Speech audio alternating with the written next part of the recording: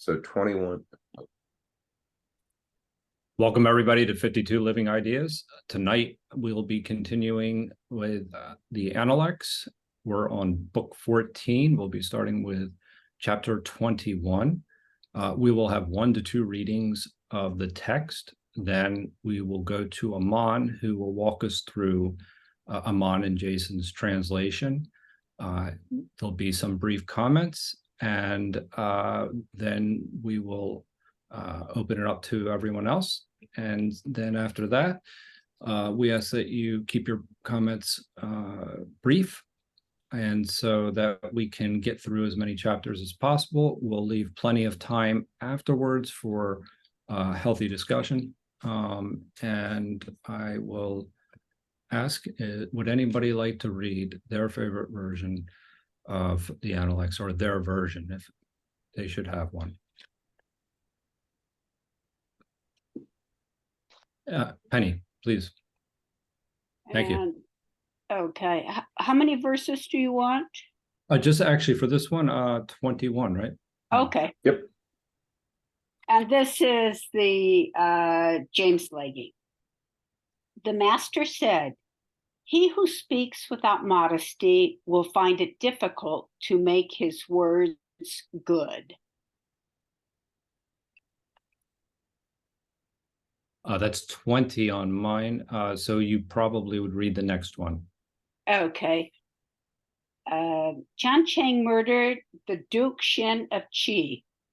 Confucius bathed, went to court, and informed the Duke A, saying, "Chan Hang has slain his sovereign. I beg that you will undertake to punish him." 3. The Duke said, "Inform the chiefs of the 3 families of it." 4. Confucius retired and said, "Following in the rear of the great officers, I did not dare not to represent such a matter, and my prince says, inform the chiefs of the 3 families of it." 5. He went to the chiefs and informed them, but they would not act. Confucius then said, "Following in the rear of the great officers, I did not dare not to represent such a matter."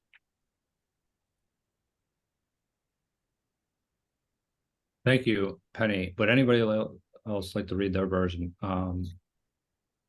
I can read. Please, thank you, Joy. All right. Chen Chenzi murdered Jian Gong. Confucius bathed and went to court, reporting on the incident to Duke I, saying, "Chen He has murdered his lord. I request that you chastise him."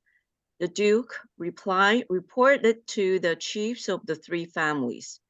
Confucius said, "Since I following in the rear of the Grand Master, I have no recourse but to report. My ruler has said, reported to the chiefs of the 3 families, and the 3 chiefs have said that there is nothing that can be done."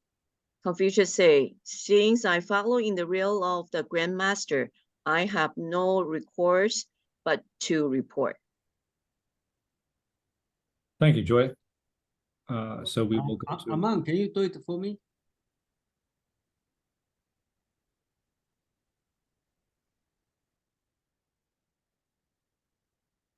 Yes, give me 1 second.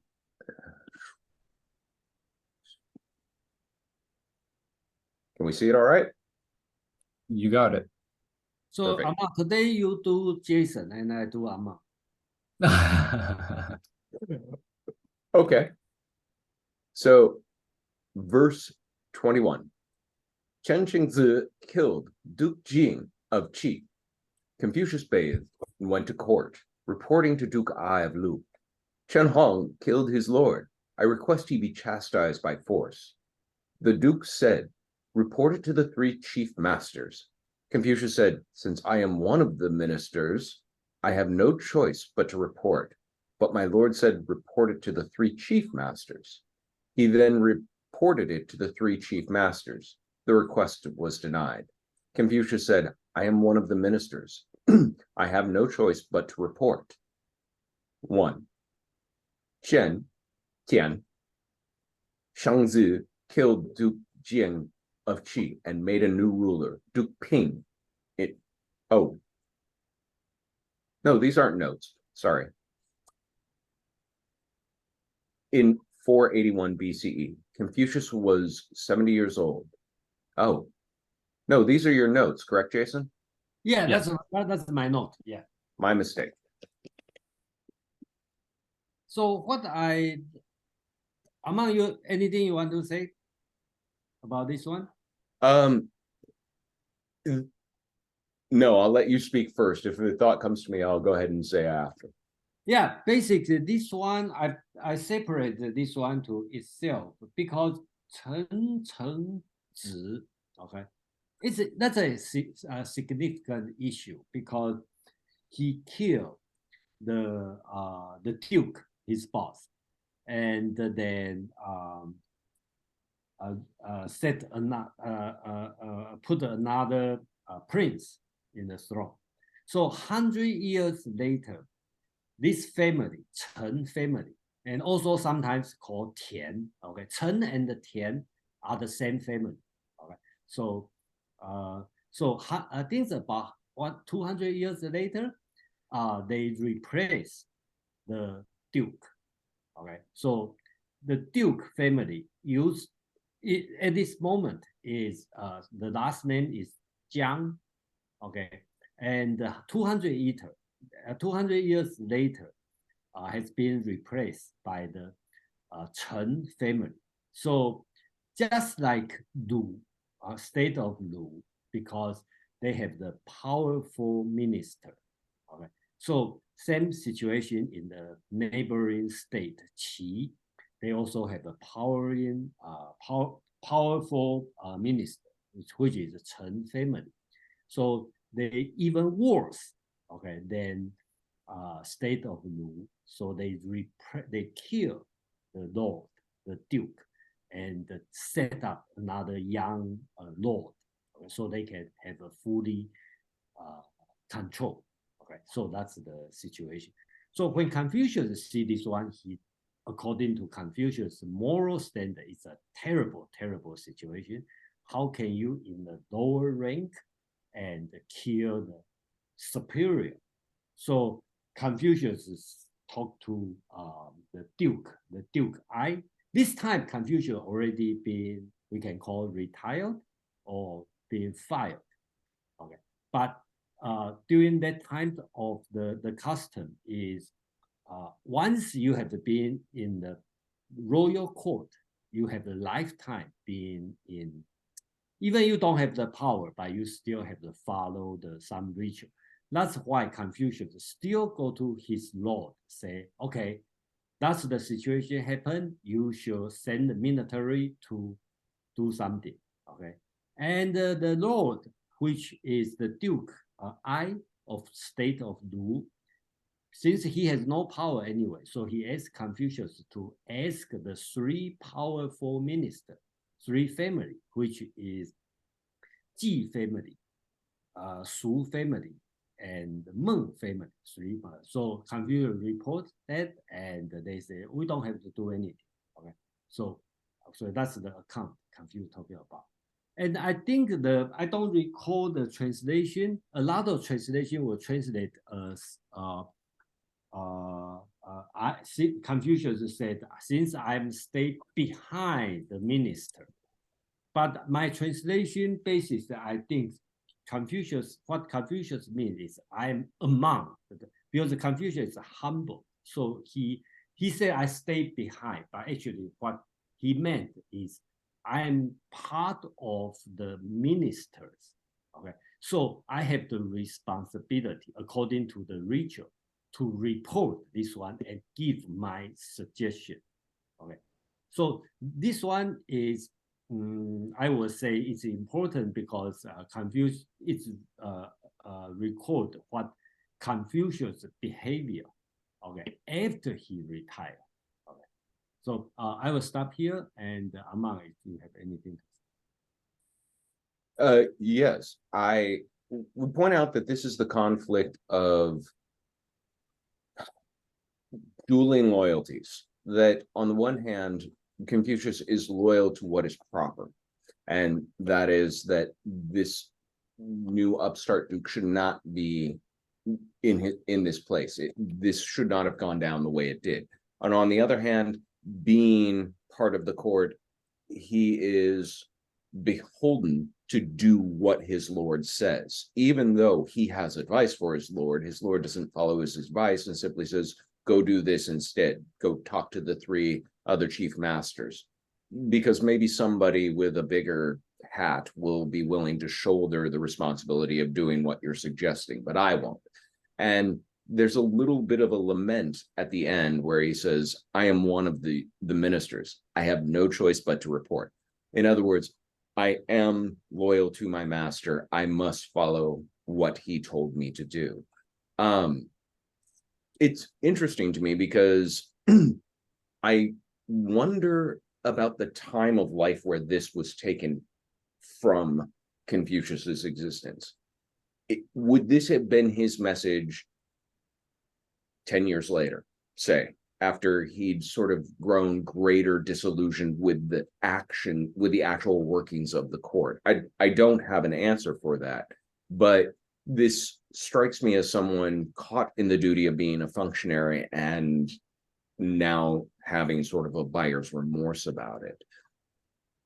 I think it's an interesting little like vignette in the life of the master, because so often it is him simply pontificating on what someone else should do or how others should behave. But here he's caught in his own dilemma of loyalties, and his own actions are what are at stake. And he says, I have no choice but to report. We could probably game out the epilogue to this based on that. But I do think that at the end of his life, he might have looked back at this moment and said, no, I had a higher duty to all under heaven. And so I needed to either resign my post, or I needed to, remonstrate with my master more clearly that his decisions were wrong. That's just my impression. I'd be very curious to hear everyone else's. So go ahead and raise your hand if you have a quick comment about this text. It's a little bit longer than usual, but we'll go to Quan first. Thank you.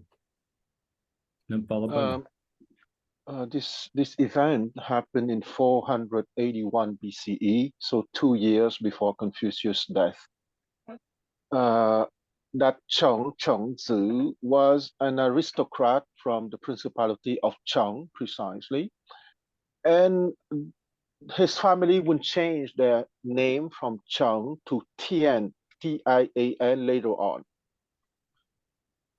What happened in 481 BCE is interesting because a century later, in 386 BCE, one of his offspring of Chengzi will simply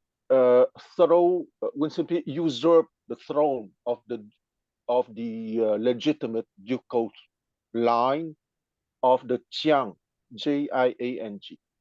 So the Jiang were dukes of Qi since 1046 BCE. So they began at the same time with the Zhou royal house, and they became puppets between 481 BCE and 386 BCE, and they lost their throne in 386 BCE.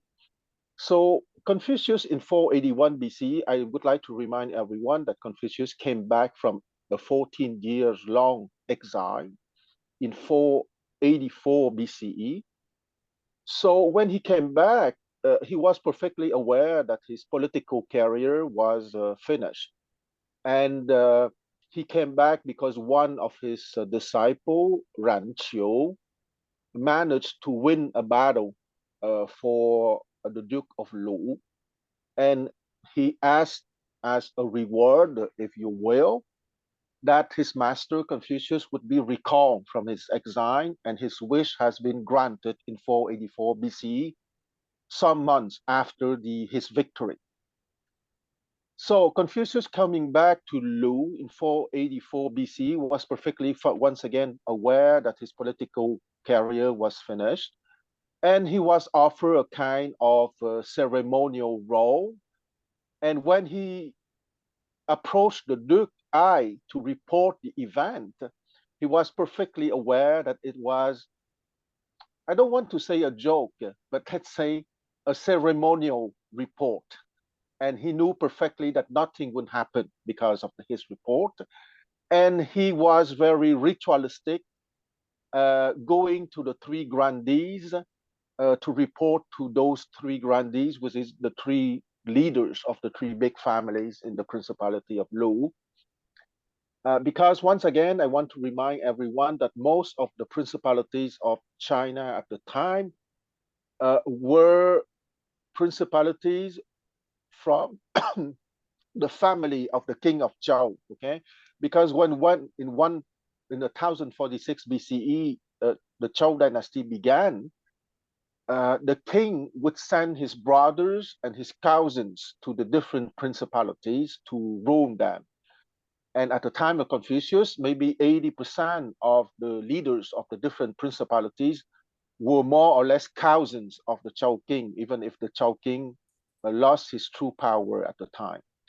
So it was a kind of a pact between them that if one of them has problem, the others should go to his rescue. But of course, it was very theoretical, and it was not necessarily acted in reality.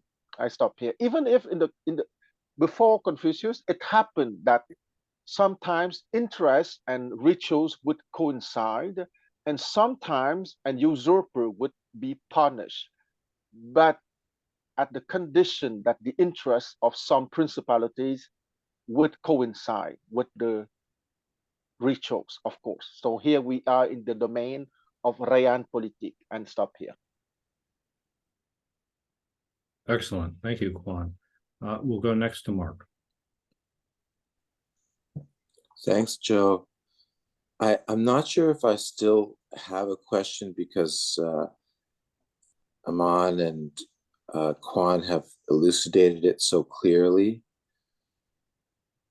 I did get the feeling here that Confucius was understood that his place was not to be the first minister in this case. And Quan is saying his position was more ceremonial. And I think Quan also implied that Confucius knew that his advice would not be taken. It does sound like it's repeating a line in here, doesn't it?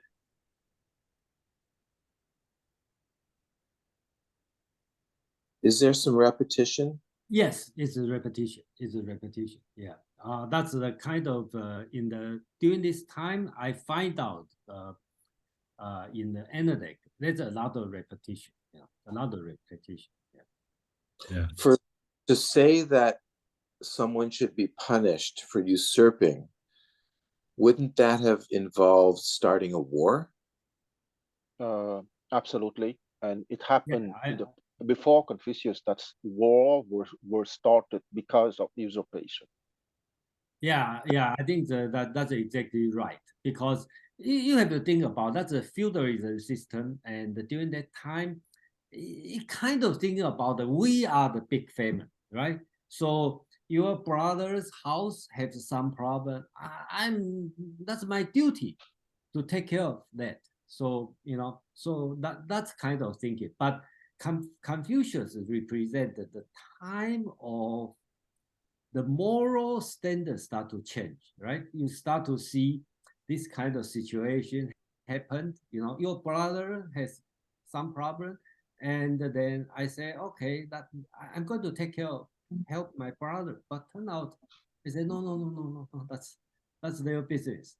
I think that's kind of the morality has been changed. I think. Yes.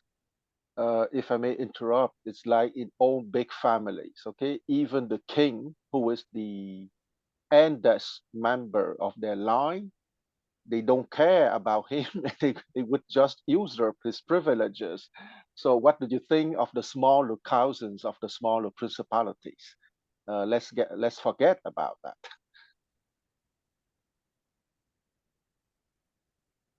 And does it also imply that Confucius heard about this murder before his duke, which suggests either that he was very well connected, or maybe even the duke knew about it before Confucius told him?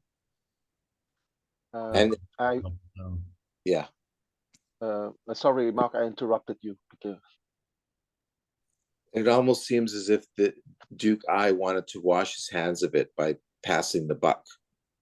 but you understood everything, Mark. And even if Confucius had a big network through his disciples in different principalities, and I would say that he had a kind of unofficial, not spying, but let's say intelligent network, I would believe that.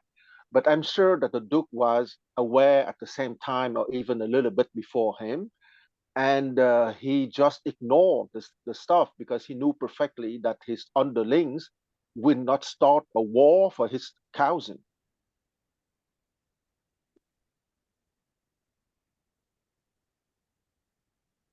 Or maybe they were happy they got rid of him. Absolutely. And once again, it's a tragedy for the Ancien Régime. But at the same time, if we look at the big trend of universal history, that kind of behavior would make possible the creation of the first Chinese empire in 221 BCE. So if we look at the big picture, it was in the good direction of universal history. It does seem to go counter to the role ethics, actually, that the social hierarchy, if they're not necessarily an exemplar for the rest of society, that is going to be end up problematic.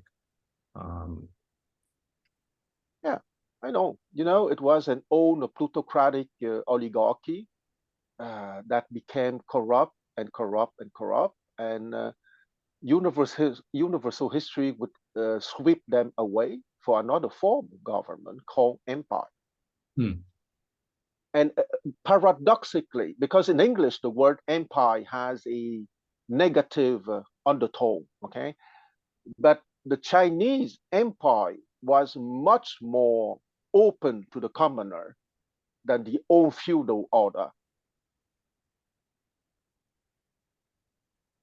Hey, Jason. Yeah, great. I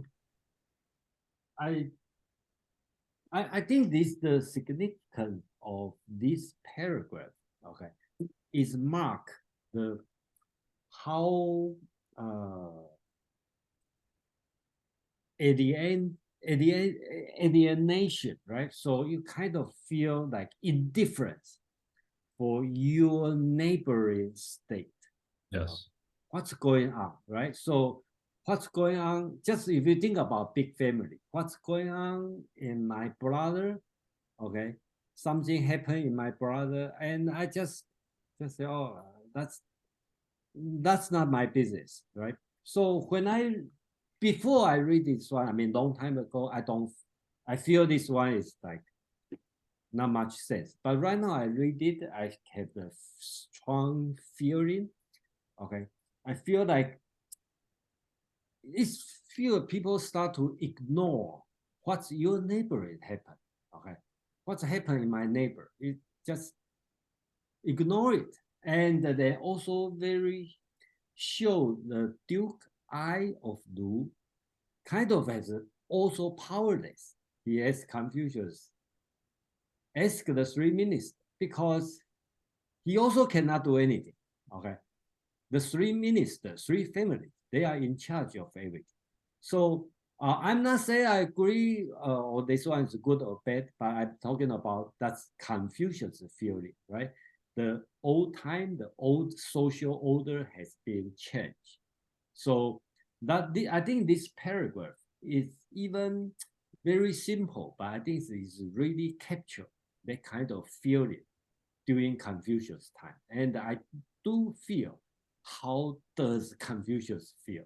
Okay, how does Confucius feel during this event?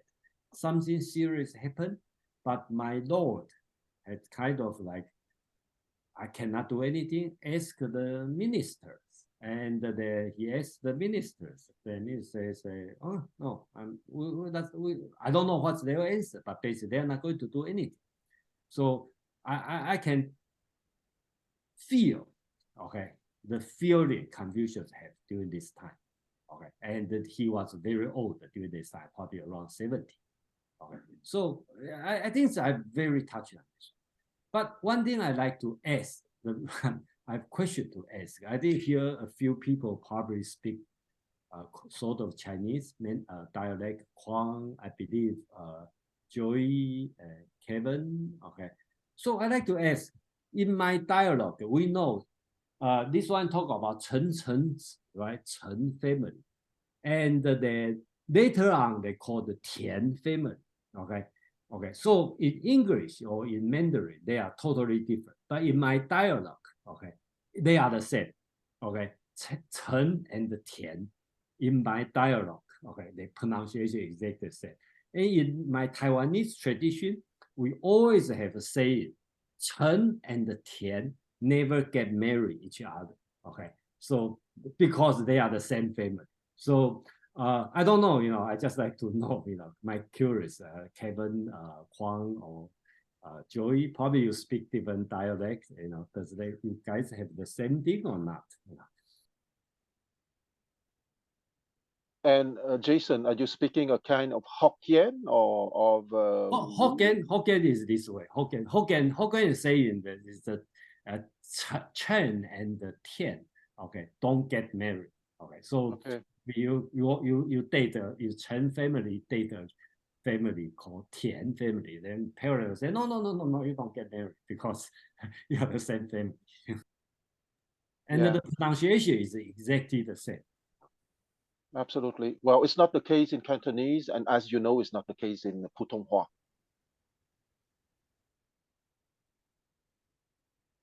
Good to know. Thank you, Jason. I'm from not part of China. I don't hear this. Maybe south of part of. So sounds like Hokkien is flipped. I believe they are the same. But probably during the ancient time, the pronunciation probably the same. And that's why. I believe your observation. Yes, those is lost. We don't record those history, but embedded in the local.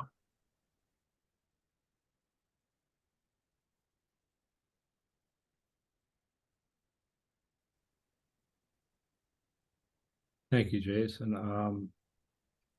Are there any other comments? I mean, I do want to come back to this question that actually Jason posed to us as to how Confucius would have felt during this particular moment of time, because actually I would imagine it would be some type of despair when you see, such a crime to take place at such a high level. And then what does that mean for the rest of society and the stability of it?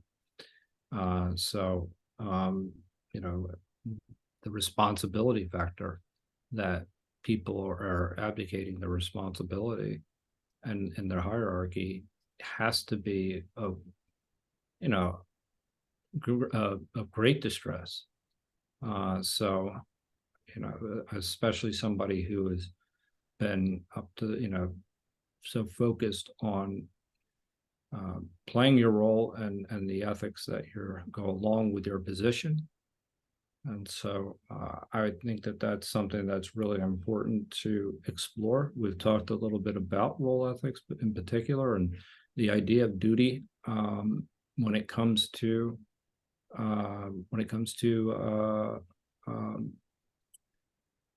Confucius in other chapters. But this is something I would like to explore as we move on to numbers 20. I want to get my email up there. I believe it's. I just dropped it in the chat, Joe. Oh, thank you. All right. I was off the. And I think Mark's got one comment here. Okay, so it's 22 and 24 we'll be doing next. Go ahead, Mark. Joseph, just to build on what you were asking about, since we have the whole group here, is this a case of a violation of some sort of hierarchy of ritual? Or is the hierarchy, if there is one, what takes place within one kingdom? And between kingdoms, then you're talking about relationships between hierarchies for which there may not be the same kind of ritual. There's the same, I guess they would have the same structure, right? So therefore there would be the same role. Yeah, what I like to say is, Good question. I think Mark make a good point. There's a different kind of relationship, right? One is a hierarchy, right, from the superior to inferior. Okay, so upper and the lower, and the one is a parallel, right, like a brotherhood, like the kingdom to kingdom, right? So you can see the lower ranking start to violate, okay, take over the higher ranking. That's one violation. And then the indifference between kingdom and the kingdom, or you will say brotherhood, they start to ignore what's happening on your neighbor, which is your brother. Okay, and then I think that's the situation. Confucius feel despair. I think that's my understanding. So many years later, I mean, since I first read and then I reread this paragraph, I start to feel, okay, Confucius theory. Yeah. Well, I would say here that the first violation of hierarchy, of course, has already been done. We in 481 BCE, when the Western Zhou lost a major battle in 770 BCE, they moved to Luoyang to the east. Let's say that between 770 BCE to 720 BCE, the first 50 years after their defeat, there was still a certain hope that they would go back to their heydays. But from 700 BC, let's say, okay, to take a round number, most of the Chinese at the time understood that their heydays are definitely finished. And in 481 BCE, it's practically 2 centuries later. So it was a very slow process of unraveling. But I would say that during that unraveling, they kept enough prestige to transmit the cultural legacy. And once again, Confucius always said that he did not invent anything, that he was only a humble transmitter. And he was right, okay? It was not false modesty. It was absolutely right. He was simply transmitting the epistemological legacy of the Zhou royal house. But his originality was to open that classical education to the commoners rather than to keep it only for the nobility. And that was his revolution. And that revolution changed completely the history of China. And when I said 10 minutes ago that empire is not a dirty word for Chinese, because the Chinese empire was much more open for the commoners than the old feudal orders. And I stop here. So excuse me, I'd like to ask a question, okay? Kwang, you talk about empire, because I was educated in Asia. So does empire have a negative meaning? Well, in English, okay, but here we are in the domain of mythology, my dear Jason. Yeah, I know. I just asked for the Americans, because they liberated themselves in 1776 from the British Empire, the word empire is the dirty word because it represents oppression and dictatorship. Okay, I never think this way. Does Joe or Armand, do you agree? Or Yeah, There's definitely a mixed connotation. There's a romanticizing, and there is that negative connotation in some quarters about the American Empire or the British Empire.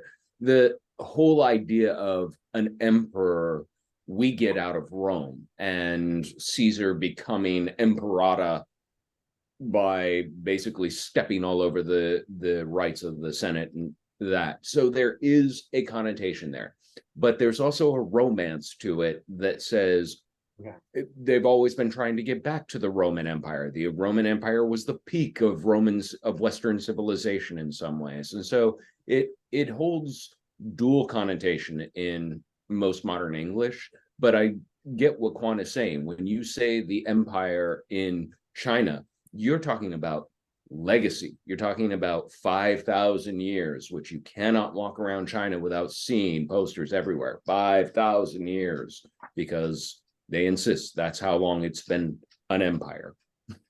Okay, thank you very much. Because I think I still, be honest, before today, I still think empire as a positive name. So I was wrong. Jason, I am very happy you are true Chinese. Yeah, we do see empire. I do see empire as a positive meaning. Yeah. So well, maybe in 10 more years in the States, you'll see it as a negative. No, I'm just joking. So thank you for that question. Yeah, let's go to 22 and 23, 24. Would anybody like to read their version? Want me to read Leggy? That would be wonderful. Thank you, Peggy. Okay. Back. Chapter 22. Zulu asked how a ruler should be served. The master said, "Do not impose on him, and moreover, withstand him to his face." Chapter 23. The master said, "The progress of the superior man is upwards. The progress of the mean man is downwards." Chapter 24. The master said, "In ancient times, men learned with a view to their own improvement. Nowadays, men learn with a view to the approbation of others." Thank you, Benny. So would anybody else like to read? Okay, I will read by Sure. Charles Muller. Thank Okay, you. 1422. Zilu asked how to deal with a ruler. Confucius said, if you have to oppose him, don't do it by deceit. 1423.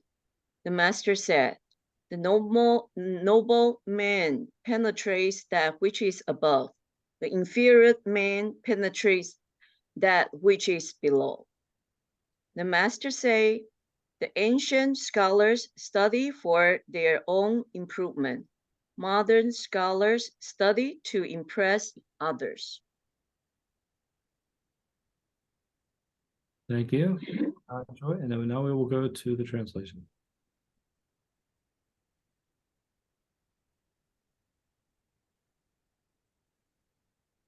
Okay, I'm doing the part of Jason. So 1422. Zulu asked how to serve the Lord. The master said, you cannot deceive him, but you can offend him. 23. The master said, Junsa succeed or strive upward. Small men succeed or strive downward. 24. The master said, in the past, men learned to improve themselves. Today, men learn to impress people.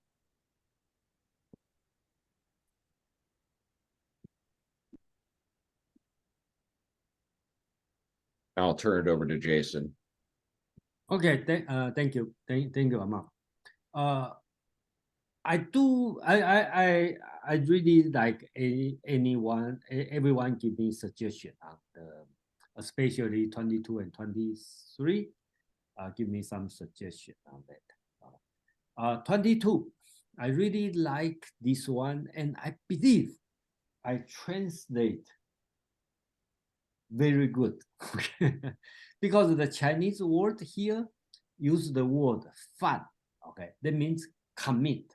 Okay, when you commit a crime, that's the word Chinese use. So the way I I'm quite happy on my translation on this one, 22. Okay, Zilu asks how to serve the Lord. The master said, you cannot deceive him, but you can offend, okay, him. So I think the Chinese use this word "fan." Okay, it means commit a crime. Okay, so I really like this sentence, and I do see that's the right way to treat your boss. Okay, you should have the guts to offend him. Okay, I think that's the true loyalty. So I'm afraid this kind of spirit had been lost during the Chinese tradition. Okay, or a lot of people see. So that's why I really like this one, and I quite proud of myself to translate this way. Let's put this way. Okay, not humble. Just try not to be humble at this moment. Okay, at 23. Okay, I really want anyone give me suggestion because they use the word "da." Usually, I translate as a be successful. Okay, so I see a good translation. For example, they translate as progress. You make a progress upward, and the small man make a progress downward. Okay, so I think the making progress is probably another good way to translate. But of course, I would be happy if everyone can give me some suggestion about this word, da. Okay, and what Confucius mean is not very clear. Okay, what does Confucius mean, upward or downward? So they have many interpretations. You can see upward means metaphysical, moral. Okay, that's what you try to achieve. And downward means get your reputation, get the financial reward as a downward. So Confucius doesn't say very clear.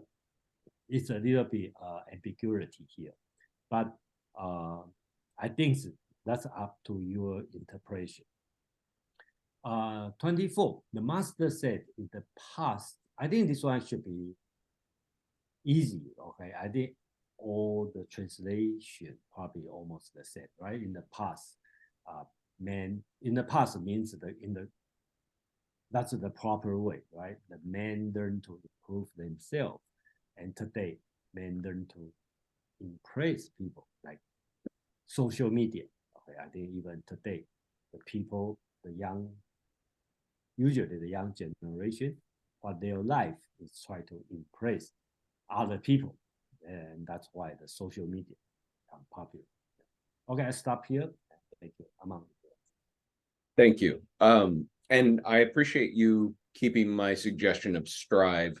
I did think in terms of translating da as progress, but it felt, although it feels correct, it has a positive connotation, and to progress downwards is almost oxymoronic, which was why I went with strive. But to strive downwards is also semi-oxymoronic. So you're right. It's a challenge to find a good fit for that term.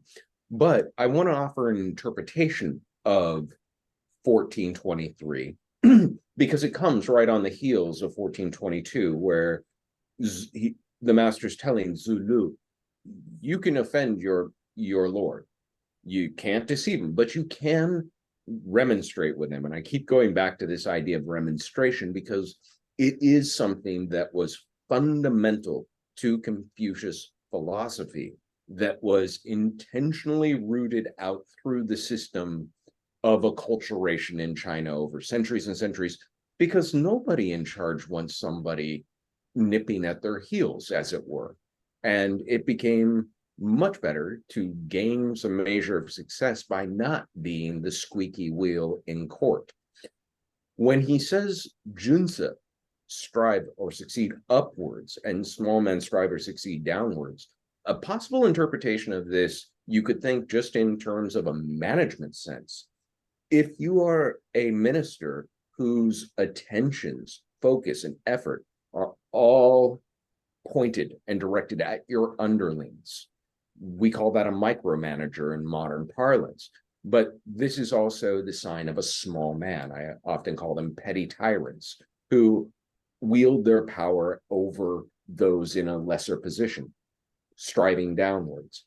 To be striving upwards would be to take that same sort of authority, expertise, power, and point it towards your superiors, people that you take a risk bringing something to, but it is the character of a junzi to take that risk, to go to somebody who could have you beheaded if they don't like what you have to say, and still strive to make that person do better, because you'll get A, more done through that person, and B, show a better character as just a person.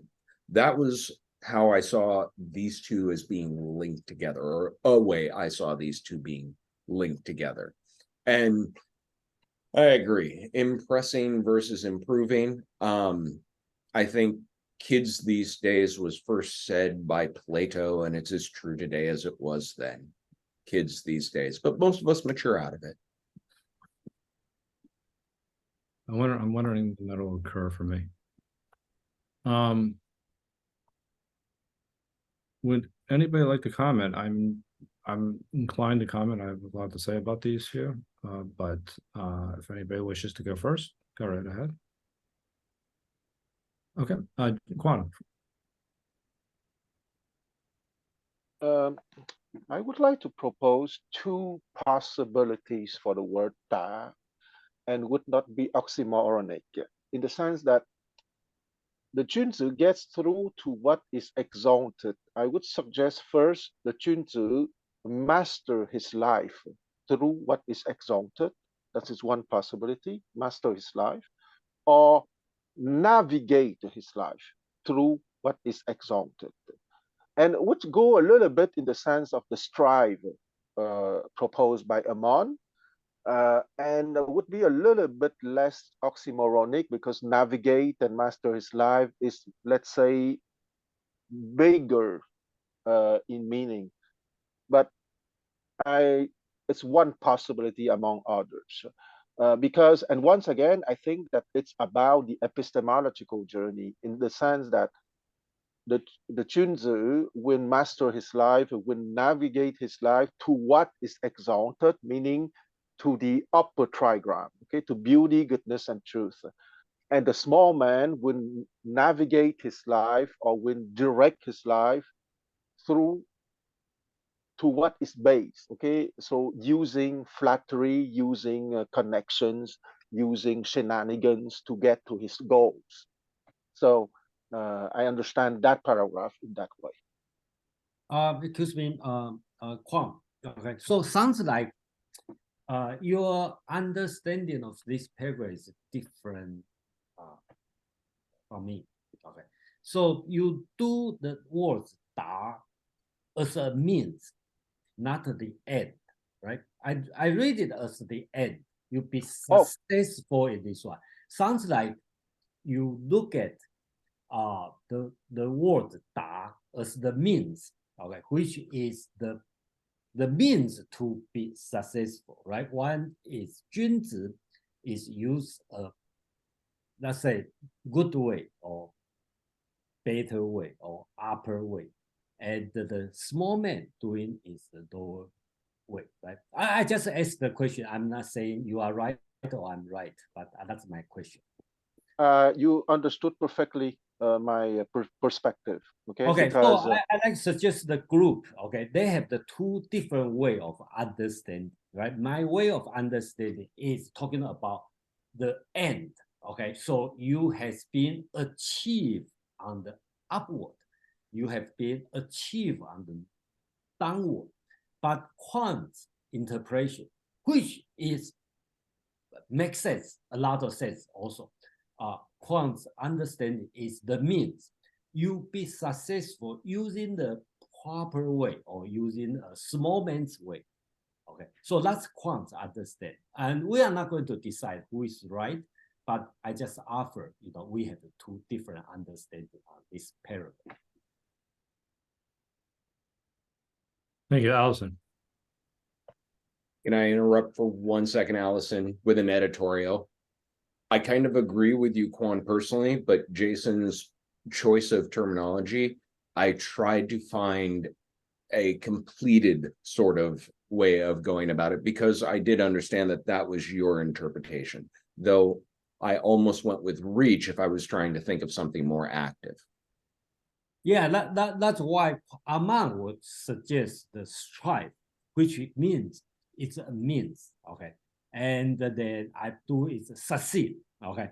Or be successful, okay? Which means the end, okay? So that's the difference. So we don't know who is right, but basically they have the two ways to think about it. Allison, thank you. Yeah, my interpretation, which is not based on the words at all, that I was thinking that it was so often you see that people are not focusing on improving themselves because it's so much easier to just blame others, and I see it more and more, I mean, I think it's kind of like a big thing right now where like when I was a kid, parents never went to schools to complain. And nowadays the parents will go to school to complain about things rather than blaming their own children for their behavior. And I even have friends who are college professors who say they see the same thing even at college level, which is kind of shocking to me because I'm like, they're adults. They're should be responsible for themselves.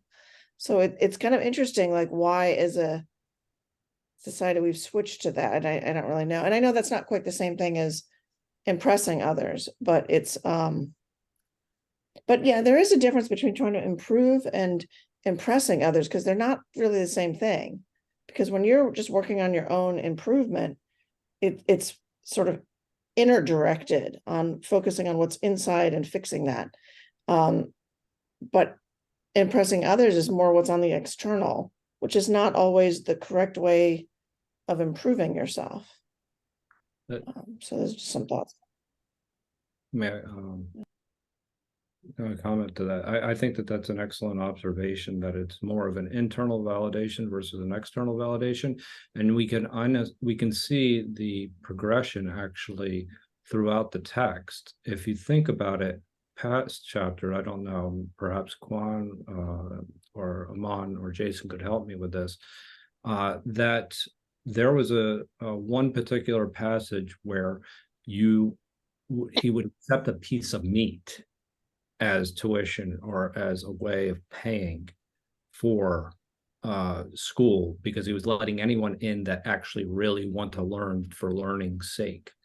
And I think this gets to something much deeper, and perhaps if I don't know if you recall that passage, I will look for it.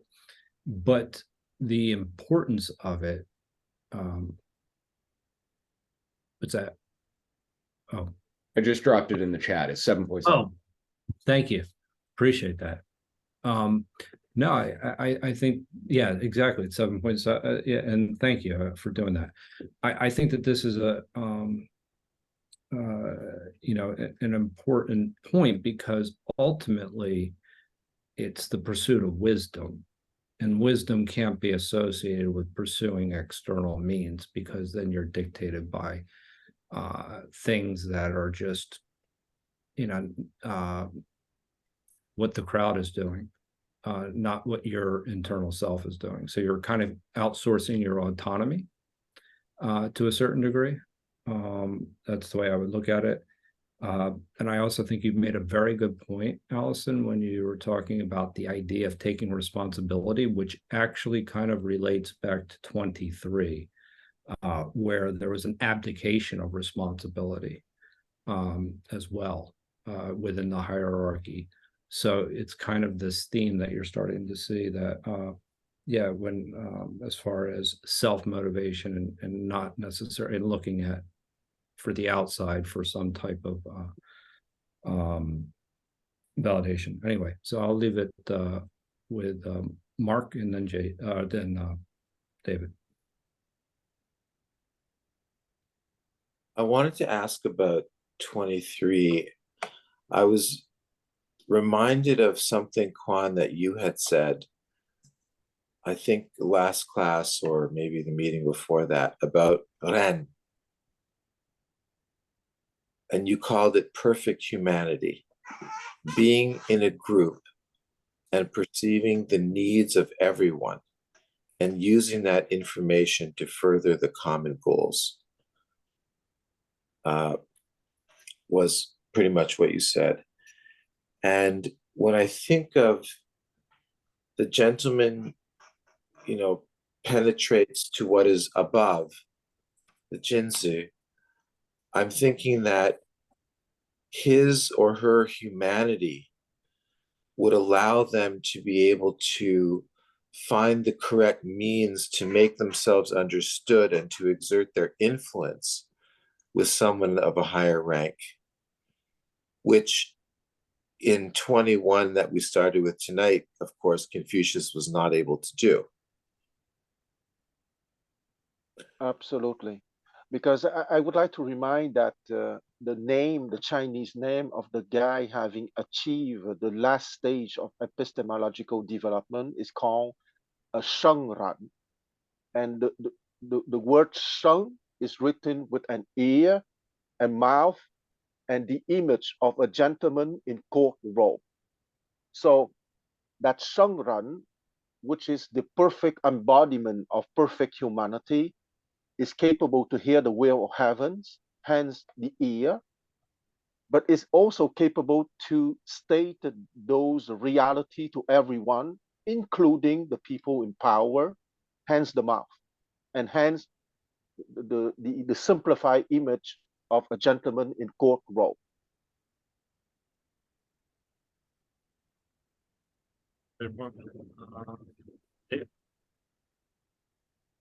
Are you calling on me? Yes. Okay, sounds a little fuzzy to me at the moment, but okay. Yeah, the internal and external motivations, it's not, we do have these conflicts coming up in these discussions and how much the individual has to rely on their own integrity and making their judgments not based on external certain social pressures and pleasing people. But they have to have developed some sort of universal understanding in order to do that. So the universal understanding has to come through their own ability to learn and check what they're learning, rationalize it, and not learn the wrong things. So it's really on them to be filtering what they're learning as they're learning. They have to be a good student. You can't be told how to be a student entirely. You really have to figure it out, largely on your own.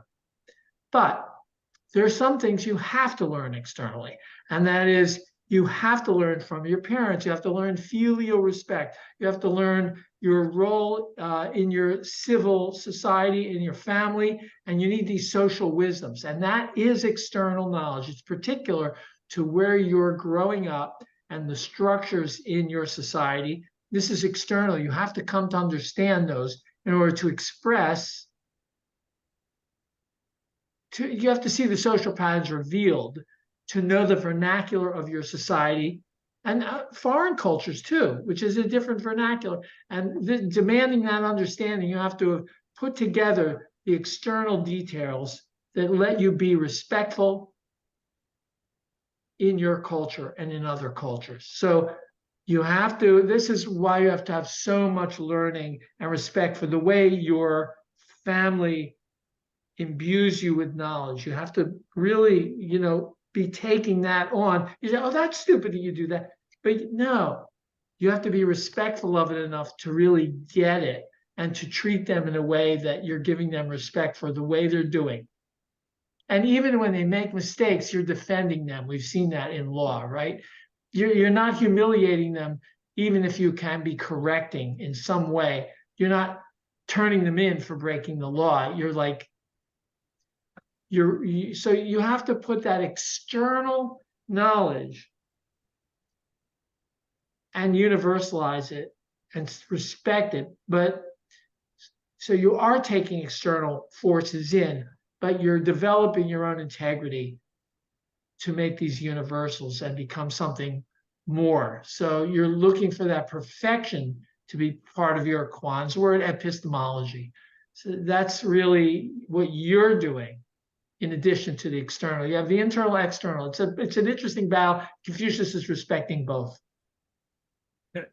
So can I just ask for clarification? I'm trying to sum this up in maybe 2 cents. Would you say this is, you have to know the rules in order to break them, and that the universal is virtue? Would that be I like that way of talking. I like to hear what Aman and Quan, and No, Jason. they might say I'm wrong, so you can't. Okay, don't call on them. Just keep them muted. Let's just keep going. I totally respect what you're saying. I Joe. love wisdom, but it's not too much. But no, go ahead, please.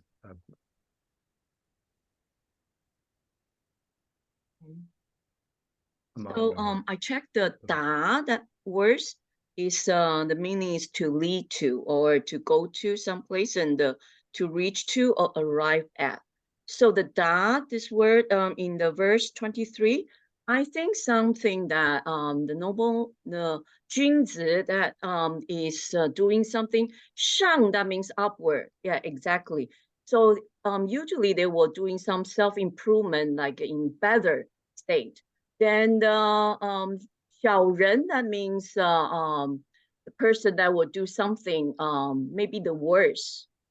Probably they won't check, or they won't, they won't change. They were always doing the same mistake again. So they were doing something like destructive, downward, like that means to make it worse.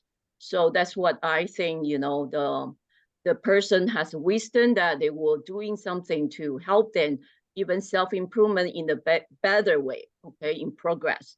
And the other one is probably doing maybe destructive way that, again and again, and to reach, to the worst situation. So that is what I understand, and from the verse 23.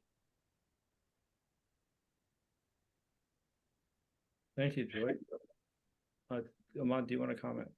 Yeah, actually, Joy brought me back around full circle. And so I'm going to tie some thread around all of this, if I can, by going to a cliche of comedy.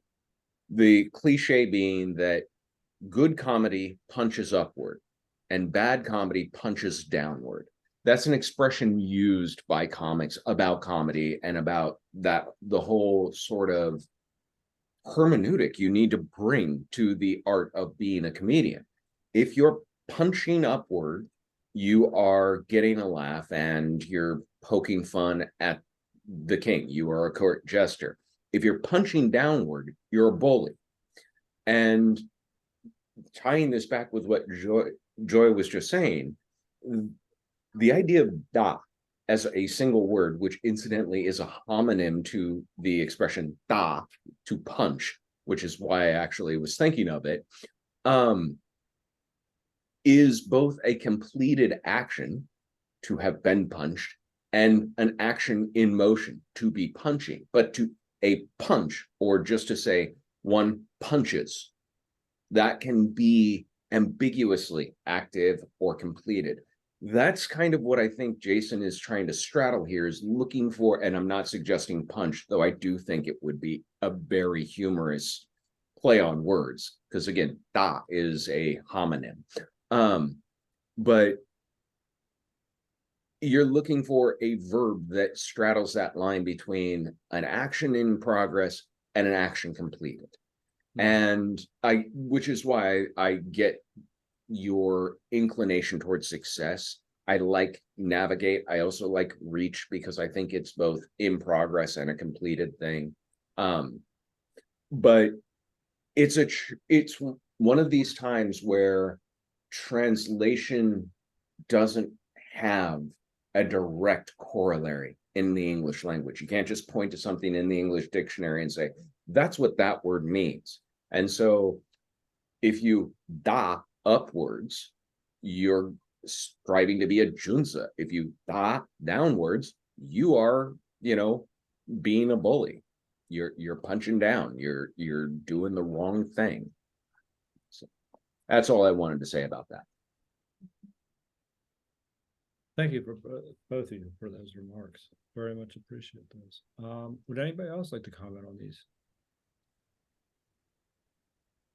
Going once, going twice. Okay, then let's, Penny, would you mind reading the next section, which would include 25, 26, and 27? You want to read just verse 25? And 26 and 27 as well. Okay.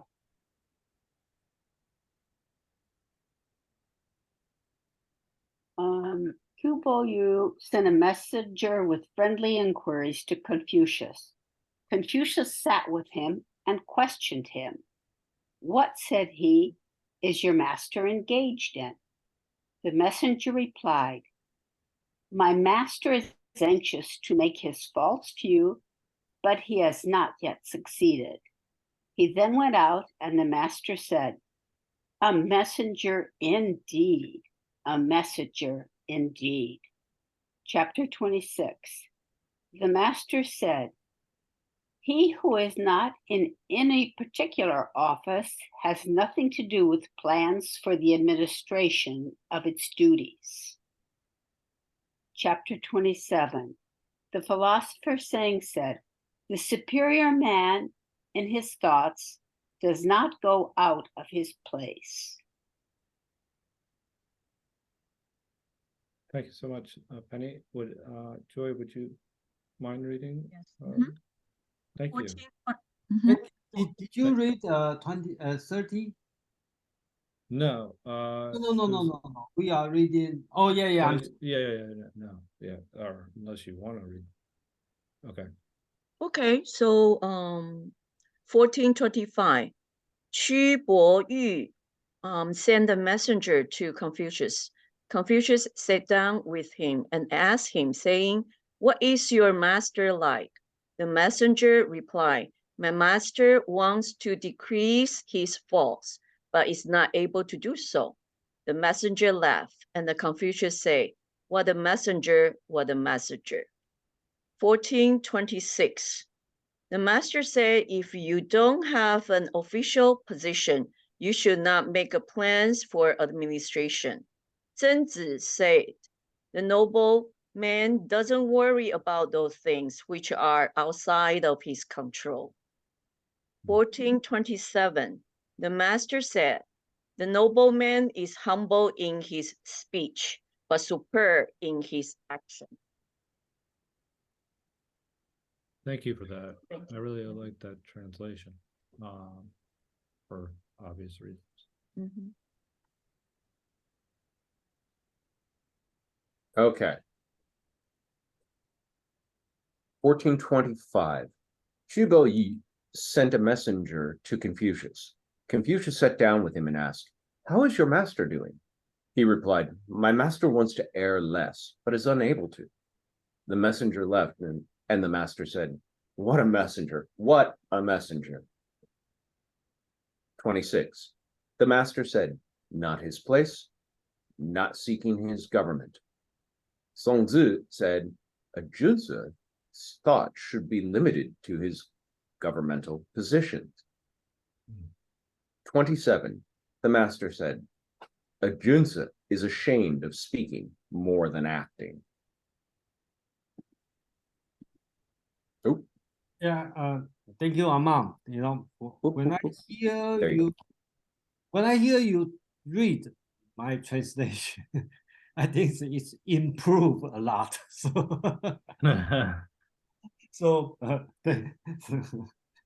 okay, so 1425, Qu Boyu, okay, he is a famous person. Okay, he is a Confucius friend.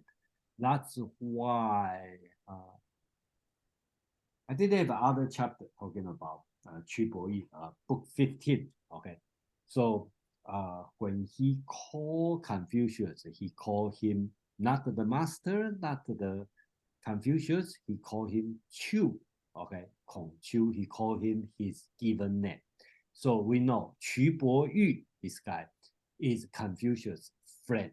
Okay. Secondly, Qu Boyu also famous in, if you are familiar or you are in my Asian philosophies reading on Saturday afternoon, Qu Boyu, that's Zhuangzi. Okay, in Zhuangzi's writing, Qu Boyu is a Taoist master. Okay, so just a note on this one. So this one, I think last week we discussed about how to talk about how to present your master or your boss, right? In Chinese society, you want to be humble, okay? But I can be humble, even I'm very successful. I can say, oh, no, I just do my work, I just lucky. You know, I can be humble in this way. I have no talent, I just be lucky. I can be humble this way. But how about my subordinate, right? How about my son? When people ask my son, say, hey, how's your father doing? Or people ask my subordinate, how's your boss doing, right? He cannot show off, say, oh, my boss or my father is a wonderful man. He cannot do this because it's arrogant. But how can he be humble? Okay, for me or for his boss, right? It's a very difficult job here, right? So that's why Confucius say, what a messenger, what a message, right? Because Confucius ask how is your master doing? And his answer is, my master want to err less, but unable to. So in Confucius' point of view, that's a very proper answer, right? Because you kind of help your master be humble, okay, but you don't humiliate him, okay. So that's why Confucius say, what a message, what a message, right? 26. I think this one is a repetition. Book 8, okay, but it's add one more. In book 8, only have the first part, which is the master said, not in his place, not seeking his government, okay. And this chapter add one more. It's Zhengzi said, a Junzi's thought should be limited to his governmental position, or you should be limited to his position. So I like everyone to think about this situation. In my personal opinion, which is different than the most of teaching, Confucius teaching, okay. In my opinion, Zhengzi, who is the very young disciple, probably the youngest disciple, and he lived to almost 100 years old. So his teaching become standard teaching of Confucius. And in my personal opinion, I do see Zhengzi, this person who limited, okay, Confucius thinking. So this paragraph really represents the different logic of thinking between Confucius and the Zhengzi. Because Confucius said, not in his position, not seeking his government. That means you don't overstep your position, okay? You don't overstep, okay, on your step here. Don't overstep. But the 曾子's comment would be a 君子's thought should be limited to his position. So that means his definition of your duty is a limited one. So your thought, you cannot think about something outside your position. Okay. So I do see this kind of logic or philosophy is really limited to Confucius' thought. That again, that's my personal thinking. I do think Zhengzi has been limited what Confucius teaching. The original Confucius teaching is greater than Zhengzi's thinking. So again, I just want to say that's my personal opinion, and that I believe most of the Chinese, I will not say scholar, but most of the people read Confucius probably disagree with me. So that's just what I like to say. 27, a master said, a 君子 is ashamed of speaking more than acting. Okay, so this one we discussed last week about the feeling of shameful. Okay, so I do like, I think is Joey read the translation, humble in his speech and super in his action. I think this translation really captured the essence of this chapter. But unfortunately, I make myself to translate word by word. Okay, so even I totally agree on what Joey read, but I just cannot translate in this way because it violates my principle of translation. So I have to translate 君子 is ashamed of speaking more than action. Okay, because that's kind of the word-to-word translation. So I stop here, and Amang, if you have anything to say. Yeah, I like these three passages. Chuba, you sending a messenger and Confucius applauding the messenger. I think there's something almost subtle at work here, which is he's saying, what a messenger, what a messenger. The messenger's character is elevated because of his employee under Chibo Yu. Chibo Yu is a laudable and admirable person to Confucius, so much so that even his messenger, when he shows up, brings just the right words to really impress Confucius, and not because he's working at impressing, not because he's putting up, you know, a Facebook post, but because he's saying, my master's not perfect, but he's working harder at being less mistaken, making less errors, doing less bad, which is about the best thing Confucius could think of a person trying to do. So I kind of like the dual action of, you're in the employee of such a good person, your character has been elevated by it. What a messenger. But the next two just scream colloquialisms. 1426 is not my monkey, not my circus. And you could read it, not your monkey, not your circus. It's still the same sentiment. Know your place and be in that place.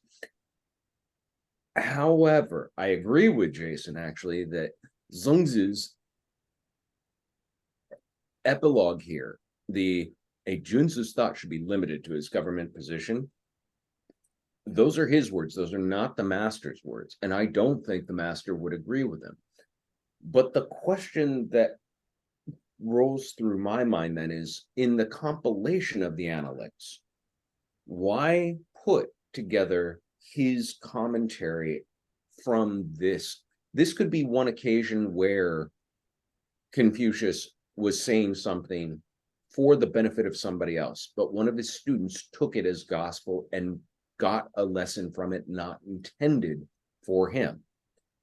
If that's the case, then how did it maintain its position in the Analects? How did it stay there, though? These are just questions that come to my mind when reading this.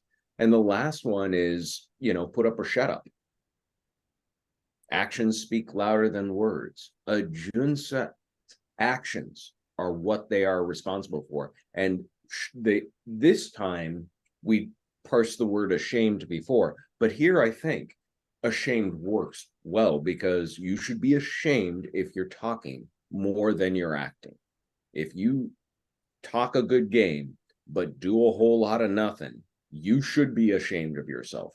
And I think that's both the master sentiment and his student sentiment, and generations and generations of Confucian inspired individuals impressions is you better do. Don't tell me, show me. And that's even true in modern day China.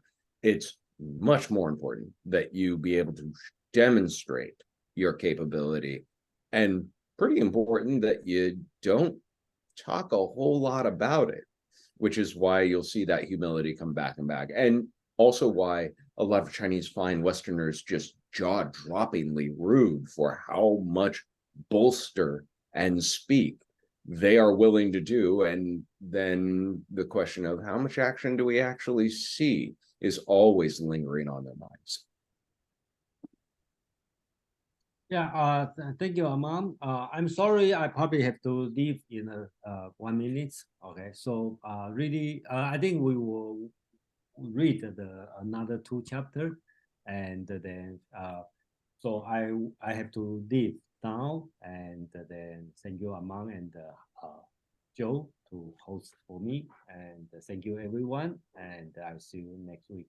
And one more thing I would like to say, I really think our discussion is unique way to read Confucius, okay, Analects. And some of people here, Kevin, Joey, Kwang, probably already read in some way to have that. And I think you guys probably will agree with me that's our really unique way to read Confucius. And I believe that's the best way.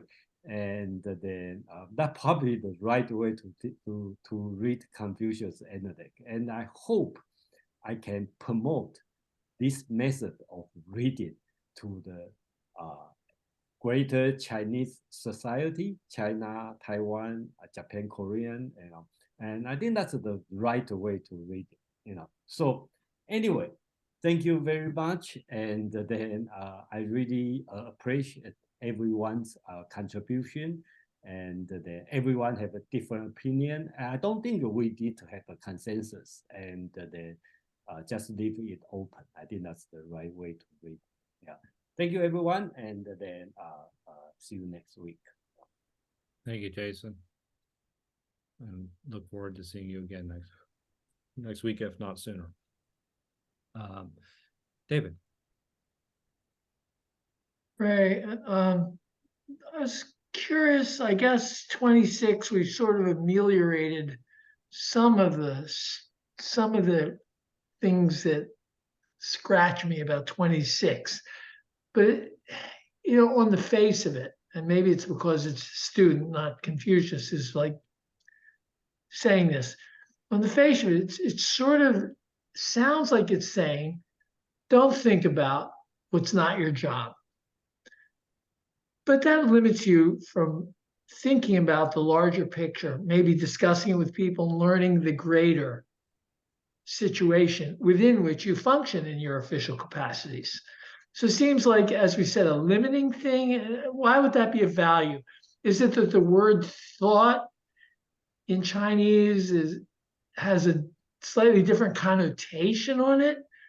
Like you're chatting about it, or you're dwelling on it, as opposed to, thinking, the internal learn, process, keep your eyes open, and that, because I can't understand saying don't think about the government you're working in. You're supposed to serve a government that overall is doing good. That was part of the prior lessons. So You see my conflict here, or is this sort of, this is what Confucius didn't say, just be aware of that, and like, don't take this to heart in a full-hearted way. That's my problem. Thanks. I'm going to jump in here real quick because what David asked is interesting.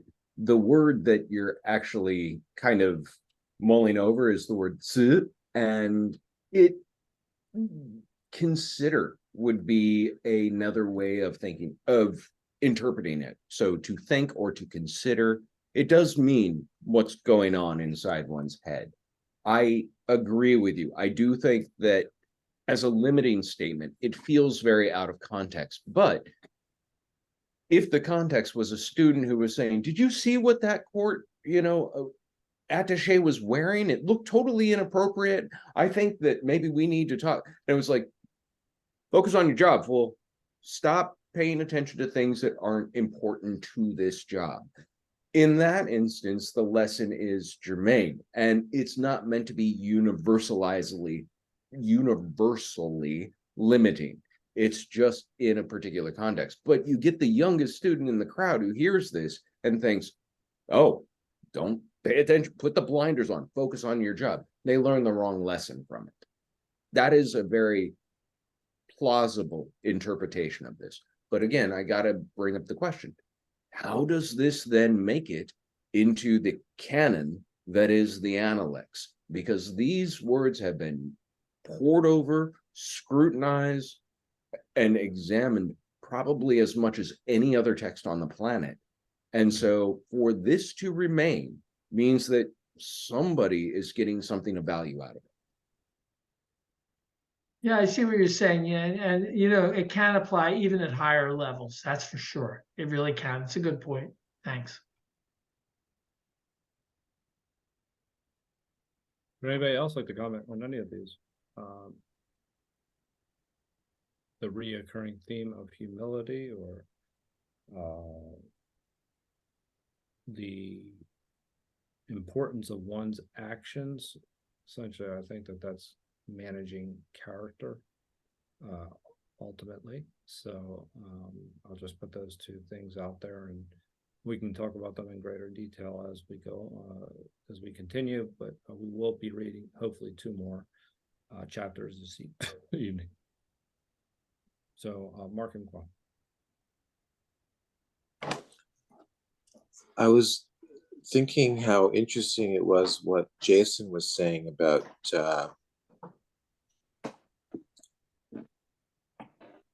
the way in which he thought Zhenzu, or I'm forgetting how to pronounce his name, the later philosopher, he said the youngest of Confucius's disciples who became a sort of authoritative figure, limits what Confucius is saying.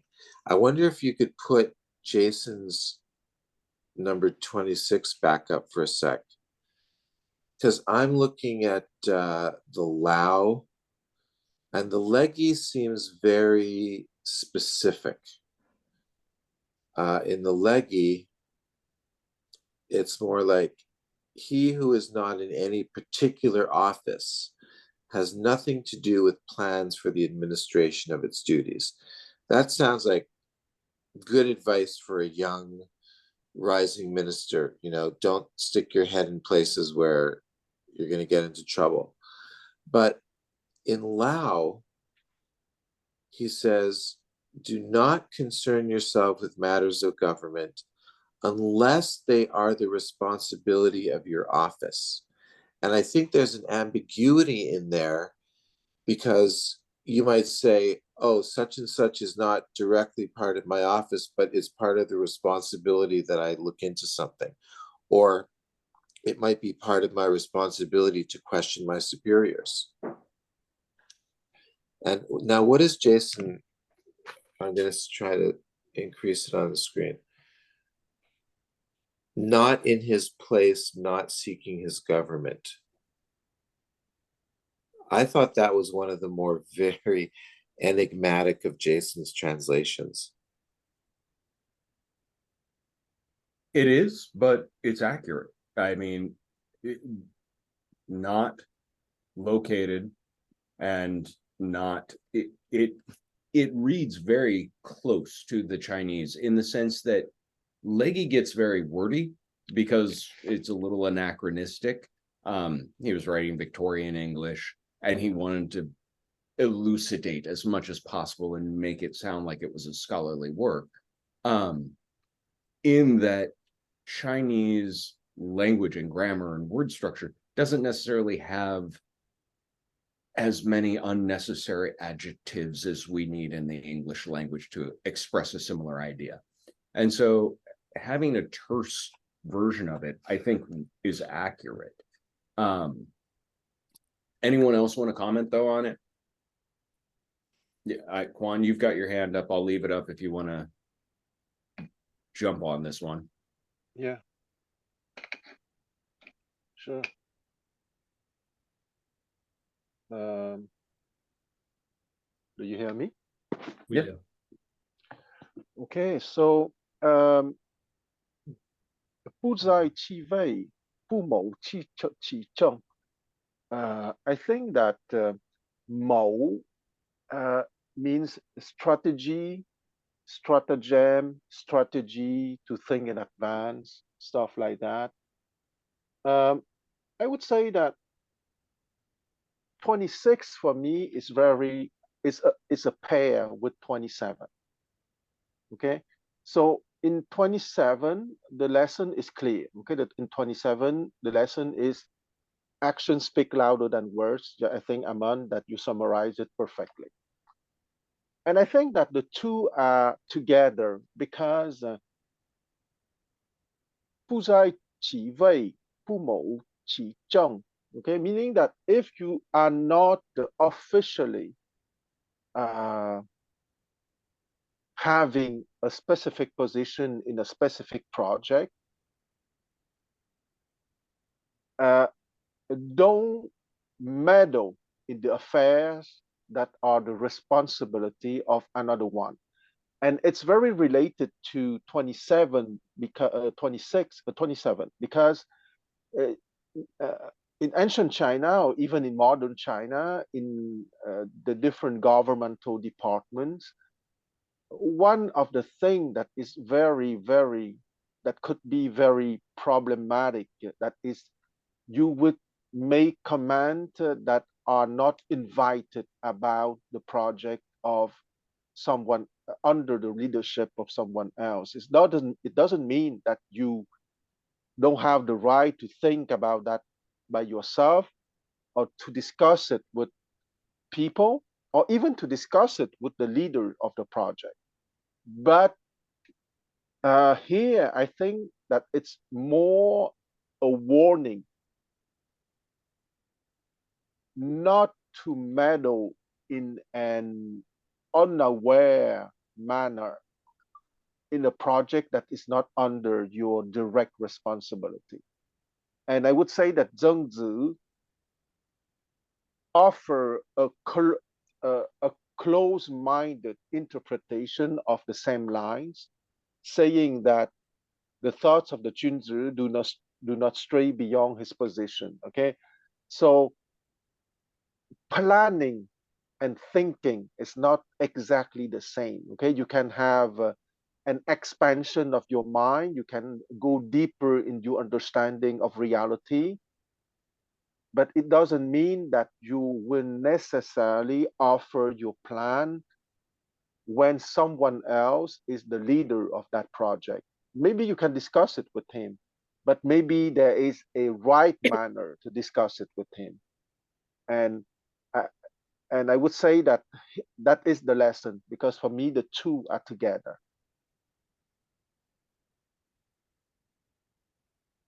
I just have a quick question, Joy. Yeah. Which one of yours was that mentioned about control? Oh, I'm sorry, David, you have your hand up. I just wanted to respond. Yeah, that exactly what I was asking, if the translation thinking was misleading in English, because that just means quietly in your head to yourself, as opposed to considering, then meddling, then getting involved and commenting on.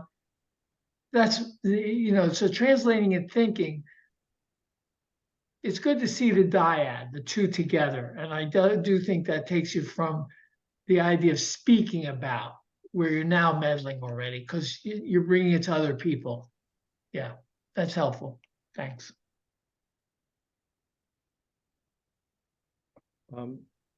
Joy, was 26 the one that talked about control for you?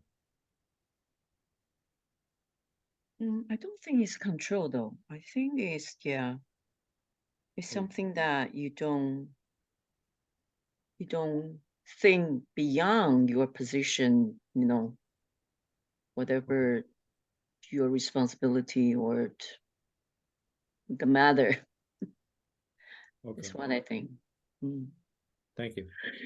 So shall we go for it, Ahmad? Yeah, let's go ahead. Okay, so 28, Penny, would you- 29. Yeah, 28 and 29, and let's make Jason proud. Anyone want to read their translation? You want James Legge? Please. Go for it. Yeah, absolutely. Okay. The master said, "The way of the superior man is threefold, but I am not equal to it. Virtuous, he is free from anxieties. Wise, he is free from perplexities. Bold, he is free from fear." Zukang said, "Master, that is what you yourself say." Zukang was in the habit of comparing men together. The master said, "Su must have reached a high pitch of excellence. Now I have not leisure for this." Thank So- you, Penny. okay. So next we will go to Joy, if you will. Be so Okay, kind. yes. 1428. Confucius say, 君子 say three important things, but I'm incapable to doing those. The 仁者 benevolent, do not worry. The wise, do not confuse. The brave man is not afraid. Zigong say the master has his own way. 1429. Zigong was correcting people. Confucius say, Zigong must be quite talented. I have no spare time to do this. 1430.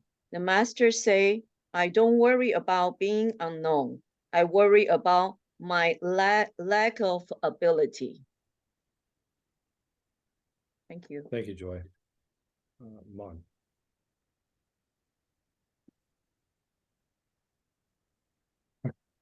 Okay.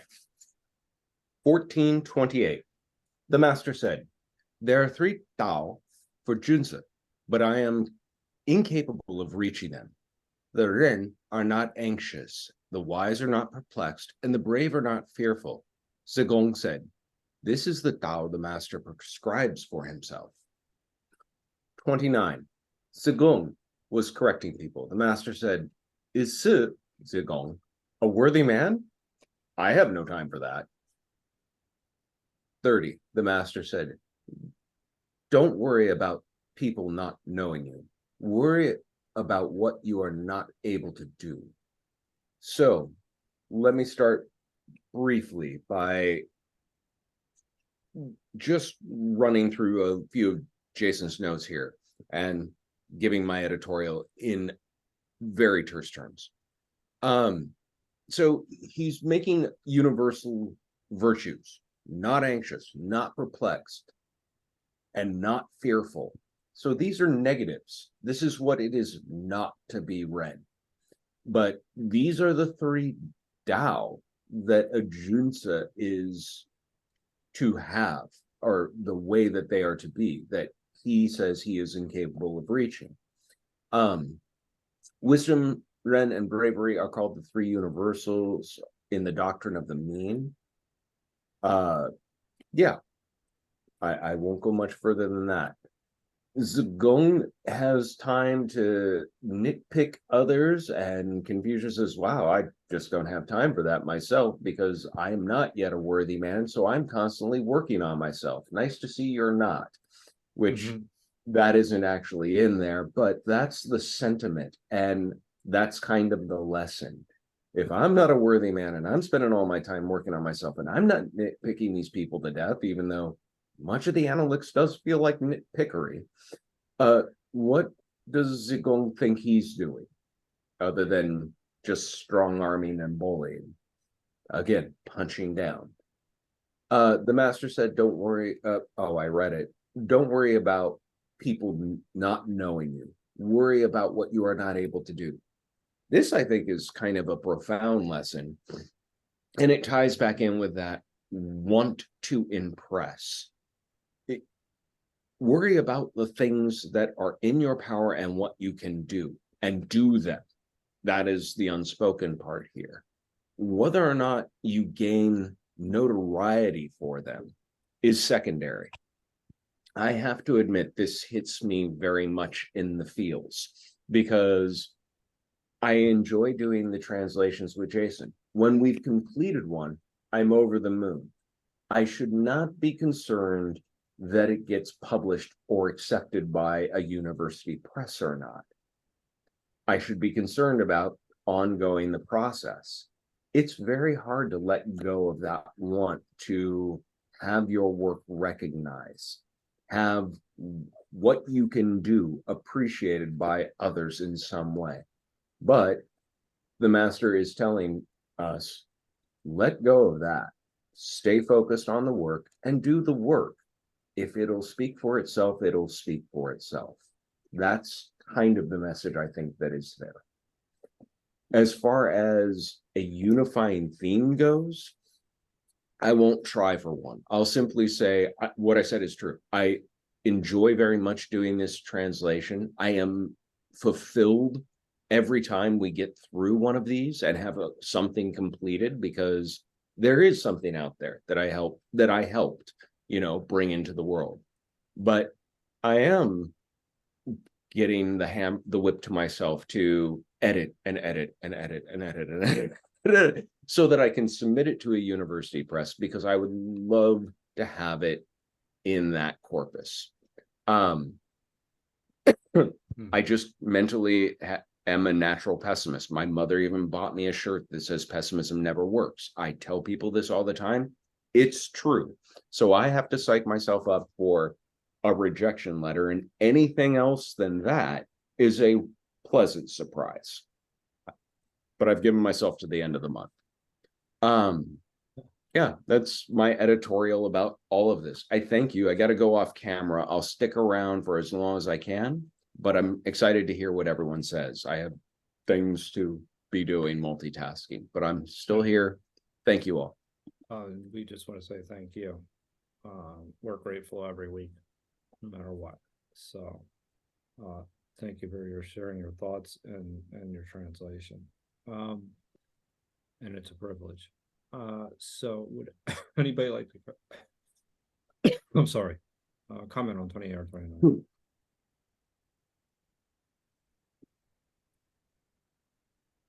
If not, go ahead, Mark. I was about to go ahead there.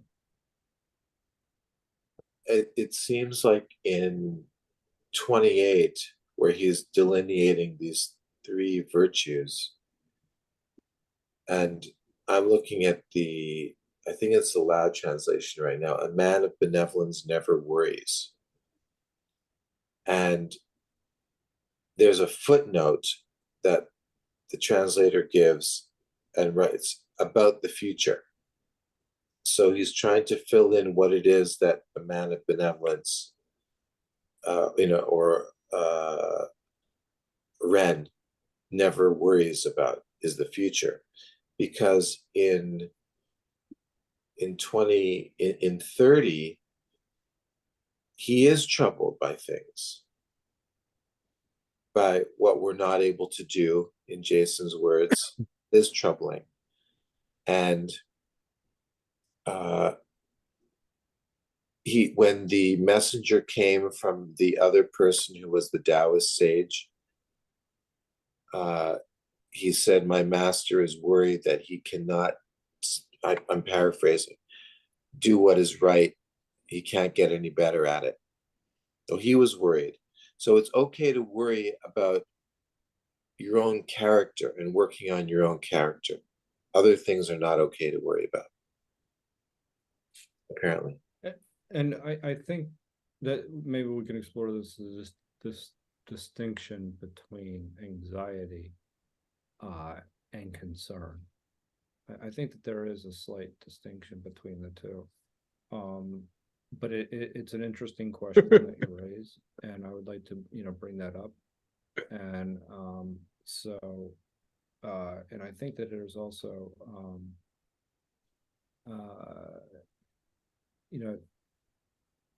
something very interesting about the idea of how Confucius living, we can talk about this maybe in really great detail, is this: how does Confucius living lead to inner peace? I think that that's kind of what you're kind of saying, in the sense that there is no anxiety, that there is this individual that's living in the present moment. And how does that come about? Throughout the Analects, not just this particular passage. I think that's an important question to ask, because it's not only assessing we're not only assessing the impact that it has on the political structure, but also the effect that it has on ourselves. So with that, Juan. So bear with me, because I will repeat for the umpteenth time that this paragraph, once again, is describing the upper trigram, okay? Because I remind everyone of paragraph 2.4 of the same Analect, explaining the 6 stages of the epistemological development. And the first stage being symbolically as 15 years old, the second at 30 years old, the third at 40 years old.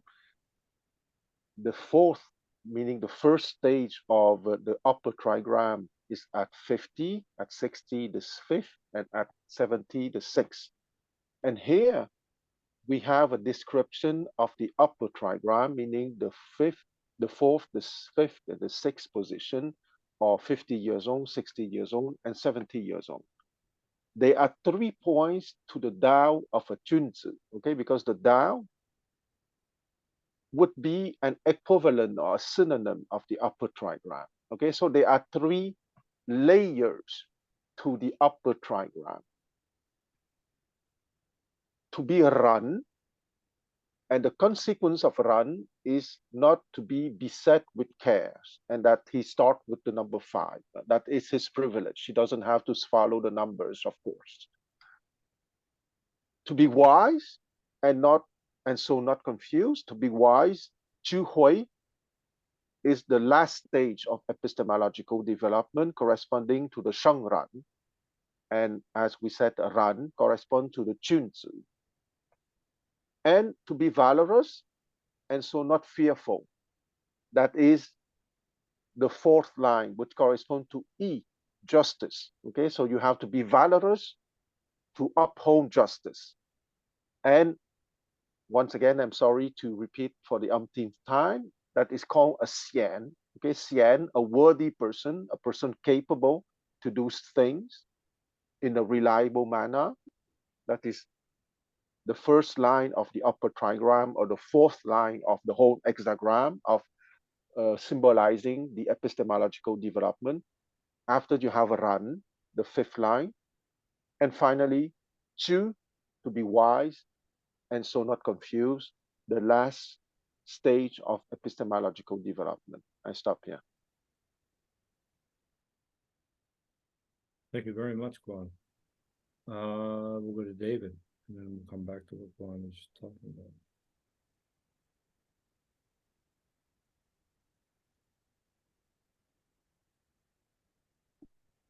Sorry, I'm a little bit multitasking too. Yeah, I like Juan's Eastern dichotomy of these things. I think that this works in our parlance, even in the Western sense of virtue, which is having developed your capabilities, right? when you're acting in virtue, having done the work to do that, it eliminates your capabilities. So it eliminates, what else should I do? Am I choosing right? You've tuned yourself. You are choosing right. You know your capabilities. You are grasping for the right thing. So there's no room left for anxiety. Everything you see is covered. There may be things you don't see. You don't have ultimate knowledge, maybe in your wisdom is the other part, but your virtue throws the anxiety out. So it makes sense in the way we use virtue when you've developed yourself in terms of your behaviors. It's not purely thinking, but in terms of your behaviors, virtue developed, you're in tune and harmonized in that way. As far as your knowledge, that's a different thing, and that's your wisdom. That's a excellent distinction, and one that's very, very much appreciated. Are there any other comments about this or any other passages that we had covered this evening? I think that we covered a lot of interesting ground, and there are a number of ways that now we can open it up to a little bit more of a general discussion, but still maybe about the text as much as we possibly can. I think that there are some interesting themes. The number one thing that I'm finding to be the most interest is that how does living a Confucian lifestyle lead to tranquility? Again, we often talk about the social structures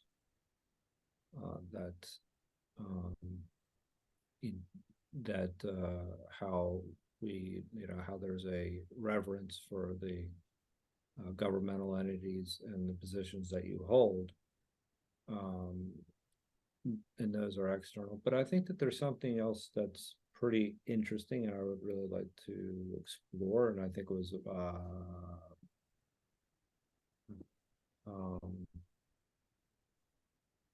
might have been, what was the last one or our last segment? It was 27. That was basically the ones that your actions demonstrate, what a good man is. And I think that that's relating character, and I think that has something to do with one's own personal well-being. So, Mark, go ahead. Well, just to pick up on what you're saying, Joe, I'm not sure there is, I would defer to others, but I'm not sure there is this Confucian inner tranquility. I think maybe, if anything, there's a striving towards it. Because in 28, he says, I haven't been able to do any of these things. So obviously, he still sometimes worries. He still sometimes is of two minds. He still sometimes is afraid. And in a sense, this might be an ideal or some aspirational thing. But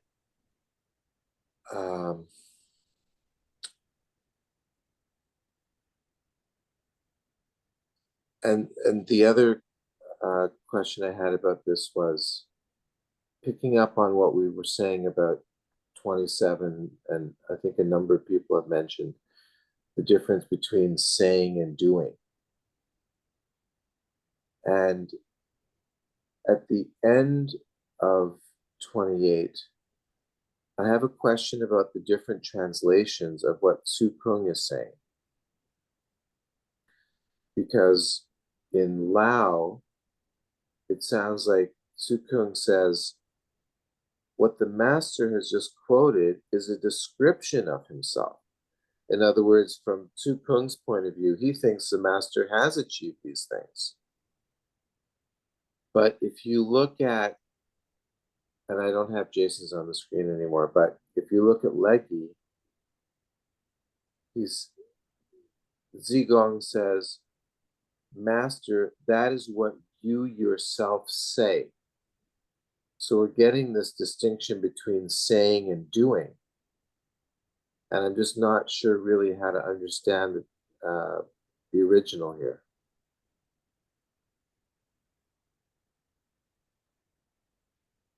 You're saying, wait a minute, what was the last number you were just covering? 28. 28, that's what I thought.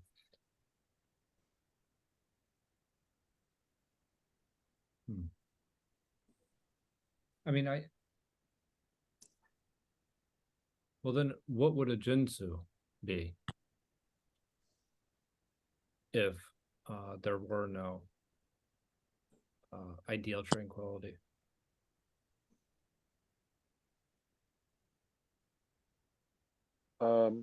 I would raise an answer here.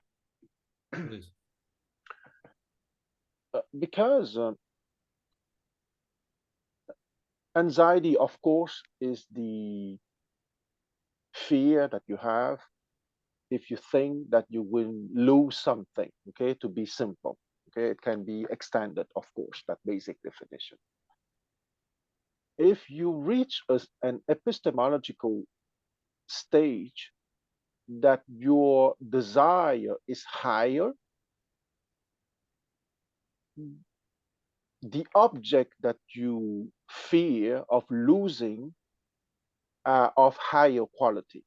Okay, you might fear to lose money, for example. You might fear to lose your house, which is very normal, of course. But if your epistemological development is higher, it means that your object of desire are higher. And when your objects of desire are higher, you will have less anxiety. It doesn't mean that you don't have anxiety at all, but you would have less anxiety about smaller desires. You wouldn't have to, if, for example, theoretically, okay, if you achieve a run, meaning perfect humanity, your desire is to bring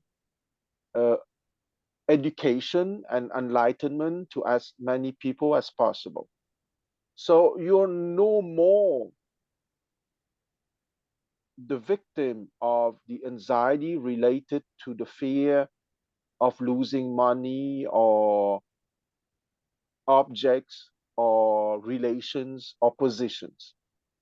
So your anxiety is related to higher purposes, and it's not the same anxiety than fearing to lose your $100,000 that you invest in that company, for example. And I'm not looking down on investment, but I just want to give a simple example of the quality or the level of desire.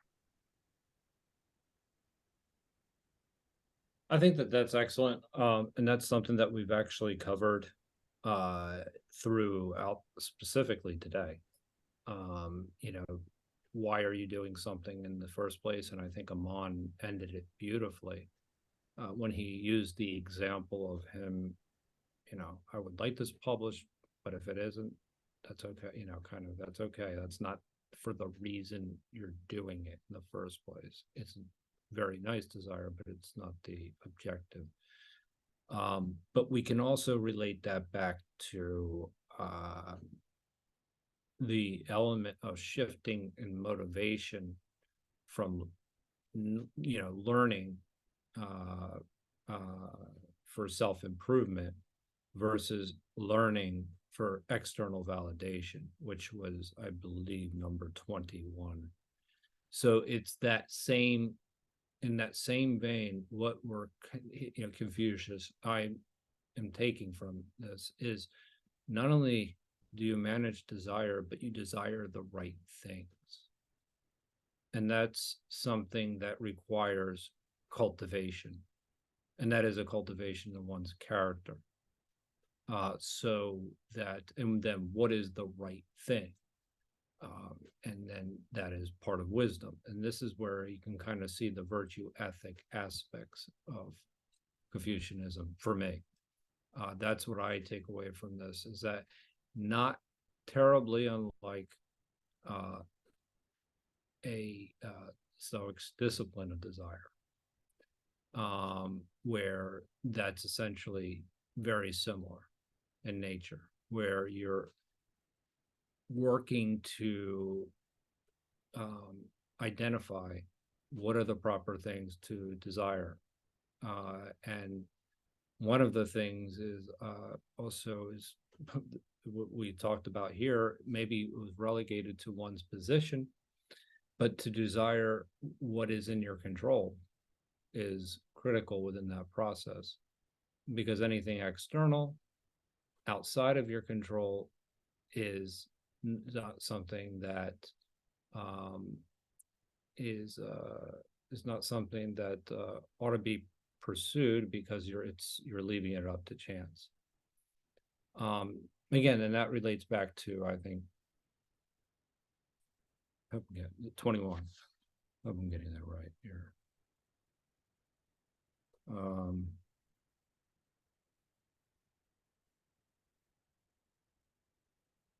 I think it is. It might be 22. I'm sorry. Anyway, It's 24. It's the it master 24? said, yeah, the master said, in the past, men learn for themselves. Now men learn for others. You're absolutely right. Thank you. I don't know why my numbering's off. In any case,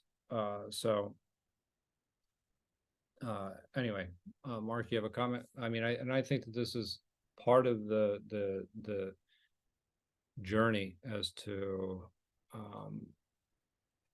what it means to be, to live an ethical life, which is not totally just, kind of is associated directly with your well-being. And where I was mentioning this a little bit earlier in response to your comment, Mark, was the potential differentiation between anxiety and concern, where there is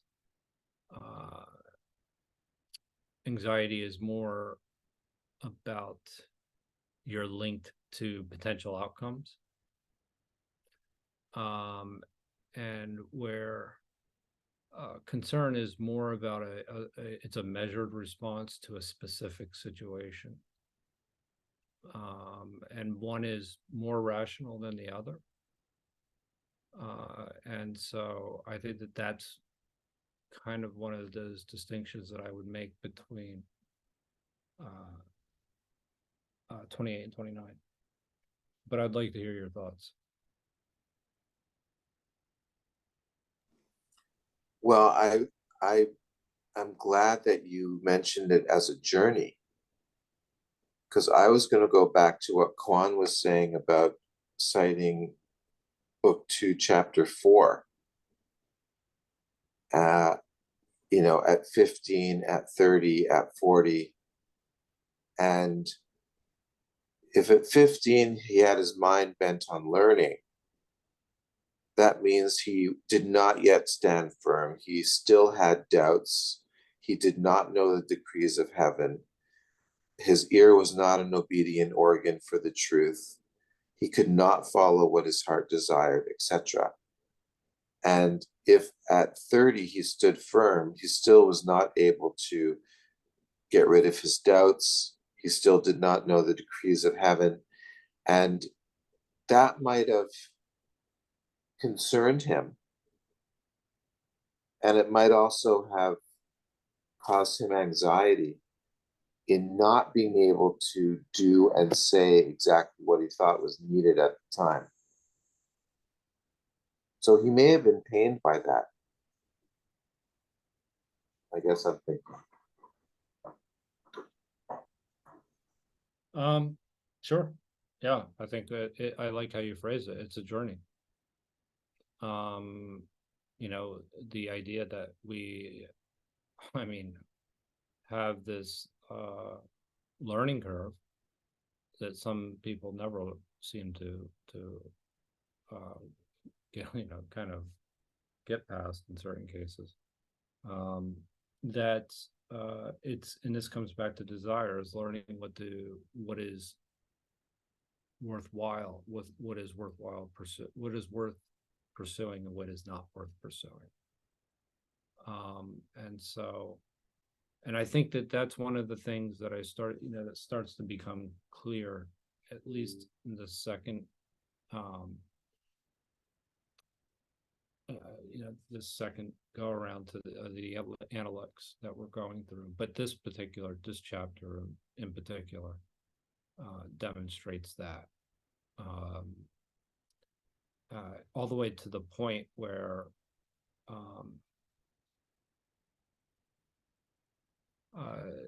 there are almost specific instructions that one could contemplate their life. The superior man versus this inferior person.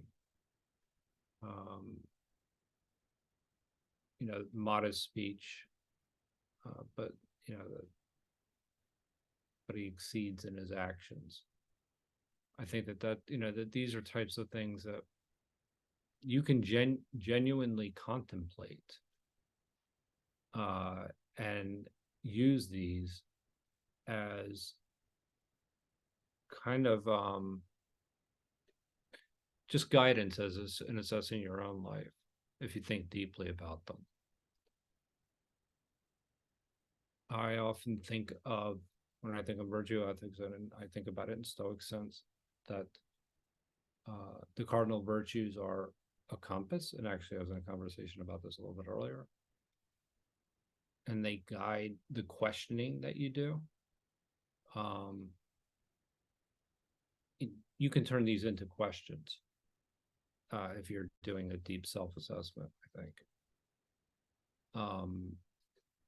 And it comes back to kind of desire and what is, I often see that it's not only listed in the sense of desire, but it's also your actions.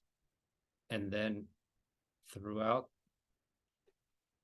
this chapter and the past few chapters, your impressions too. We covered that last week. Why are you impressed with what somebody else told you when you don't have firsthand knowledge? And I think that be careful to question your impressions. And so why I think these are so important, because one of the things that I find to differentiate Stoic philosophy from the other Hellenistic philosophies is that they have a very practical application of the discipline of desire, action, and assent.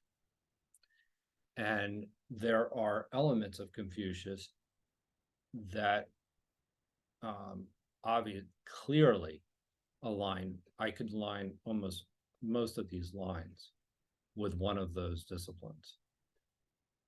And it's the one distinction being is there is a much deeper loyalty to the state, which is in conflict with something like Stoic cosmopolitanism. That is a sharp difference between those two. But if you're talking about what to desire, you're caring for all of humanity. I think there was a really good example last chapter where I questioned, and Juan, you'll remember probably what student, where he said, why are you going to work for this wealthy family who has plenty when you can use your talents to help those that are more in need? And I find that to be very much aligned with something like the discipline of action. in the sense that discipline of action is really based on justice. And so that you can start to align, just these again, these actions, these little instructions or questions even that Confucius poses to his students into these categories. Now, I'm careful to say that because I know that it's typical of Western thought to put everything in a category right away. And so I'm not trying to force two different philosophies together when it doesn't make sense. However, that being said, there are things to contemplate throughout the Analects that I think that fall within that framework. And I think that framework is actually pretty comprehensive in nature. And the most important part about that is that it's practical. The practicality of it, how you should behave in a particular situation, it gets really specific. But again, you can ask yourself general questions as to what was one of the students this evening, where Jason said that was a good answer, where he didn't speak out against his master, but he said his master was imperfect, but he doesn't need to be perfect, I believe, something along those lines. And so, and Confucius would have been happy with that answer, supposedly. Nonetheless, I think Jason said that the messenger's statement was so diplomatic because it showed the ability of his master without humiliating him. Thank you for that. Excellent. Yeah, and I think that there's that, that's a demonstration of wisdom and probably temperance as well. And so I think that as we go through these, this is something that you can go through several times, and I'm really happy that Jason said that we're going through it in a unique way. In certain ways, I feel like I'm just getting exposed to something that can be, a really valuable tool. Not that I didn't realize that throughout, but I will definitely read it differently the second time than I will this time, and I pretty much appreciated the pause that we had in between. I think it coming back to the text helped quite a bit. Sometimes it is good to take in what you've read, come back to it, and maybe you see it a little bit more clearly. But I would actually like to hear what, in anything specific to this evening, I think would be good, as to how you see it fitting in a practical way in your daily life or at all. I think that there is I think one of the things that when it comes down to universality that we were discussing a little bit earlier with David, I felt that was virtue all along. It's just different ways to arrive at it. Yeah. I would like to discuss cosmopolitanism, loyalty to the state, and loyalty to the family. Okay, because it's when you were speaking that you don't want to use categories. Well, you don't have to be shy because Confucianism is using exactly those categories.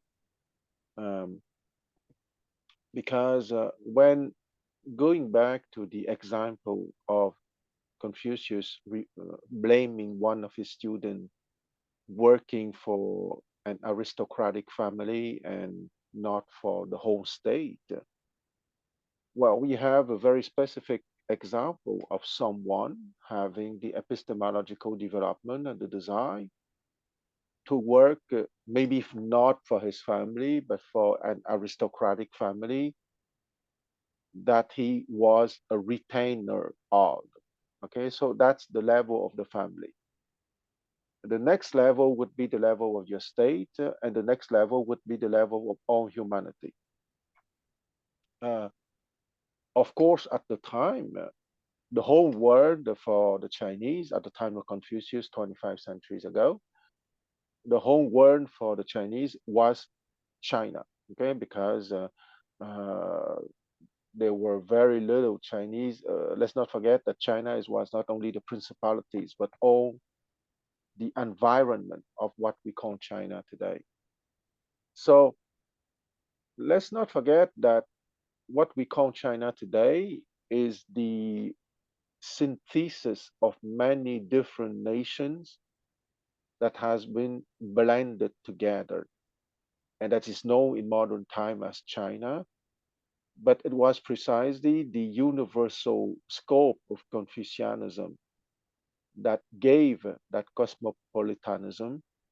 And when those universal pretensions in terms of virtues or of epistemological development, as has been explained by the Zhou royal house and received as a control legacy by Confucius, were used as control tools for that cosmopolitan attitude within the Chinese world. Okay, and the Chinese world is not only China, it's Japan, the two Koreas, Vietnam, certain part of Thailand, uh, certain part of the countries in the Southeast Asian sphere, etc.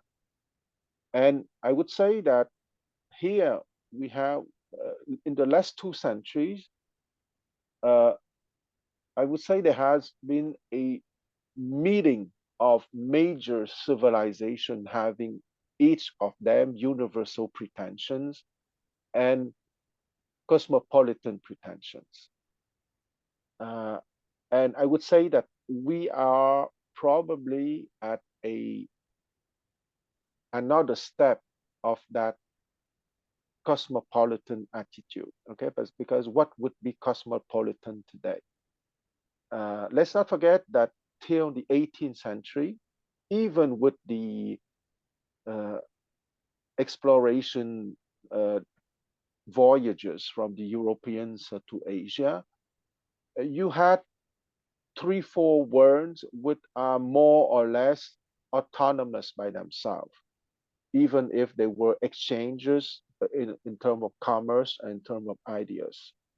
So each of those worlds, the Muslim world, the Chinese world, the Western world, etc., was their own world with their own cosmopolitan attitude. And now we are at another historical step of the development of mankind, that what is cosmopolitan has to be defined at a new level. And we go back again to the 4 levels or 4 domains that Confucianism defined long ago. Yes, to answer Mark, is cosmopolitan. That's the word I mean.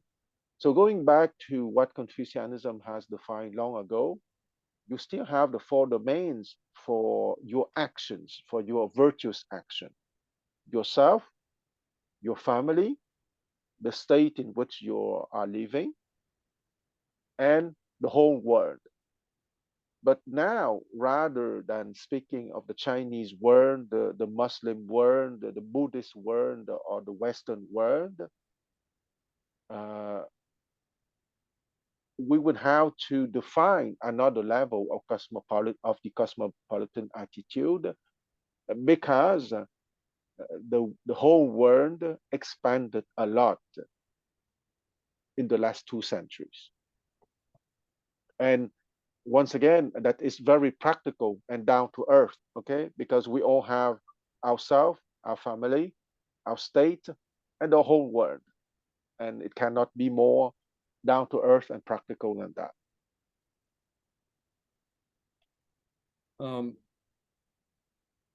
How about the idea of your common role versus your professional role in this framework? Versus my professional world, did I hear you? Role. Yeah. Your role Uh, as a physician versus Well, your role as a human being. I am speaking here as my role of a human being, which supersedes my role as a physician. Okay, because Yeah, the right. human being is always present. With the physician is is a specialty that I learned, but that is a part of me. But that part is smaller than my whole person, obviously. So, I guess my question is that, I mean, either either the United States or China, it doesn't really matter. No, exactly. Do you think we're closer to the specific role versus a common role? Like I don't know. I don't know because I interpret your question as political. Do we have a truly cosmopolitan civilization now? Uh, it's only my opinion. I don't think so because we still Right. have the Chinese world, we still have the Muslim world, we still have the Buddhist world, we still have the Christian Western world. Uh, and I would say we are at a moment when those worlds are learning to be together through the universals that we all discovered long ago within our cultural spheres. Okay, because it's my opinion that when you study Chinese philosophy, Muslim philosophy, Western philosophy, Buddhist philosophy, and I'm sure that there are other civilizations that I forget, but I'm speaking of those who are more spontaneously present in my mind. You see that there are some universals that are the same. Okay, you justice, valor, humanity, wisdom. I dare say that they are the same in the Chinese world, the Muslim world, the Buddhist world, and the Western world. But there are still what I would say cultural peculiarities in the sense that I don't think that we have a true global civilization in 2023, even if there are a lot of commonality. And I would even ask the question, is it truly vital to have a global civilization? Maybe what is more vital is that those civilizations are capable to interact peacefully and fruitfully with each other. Mm-hmm. I think that's very wise. I I I don't know if my question was as political as I made it out to be, maybe the way I framed it.